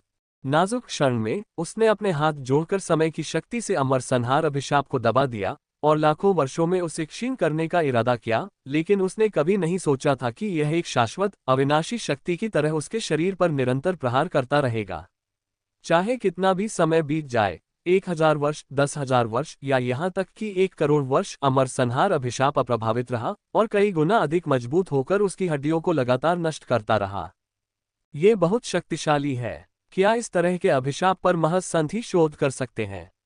अगर कोई संत भी इसे छू ले तो उसकी आधी उम्र तो चली ही जाएगी, है ना?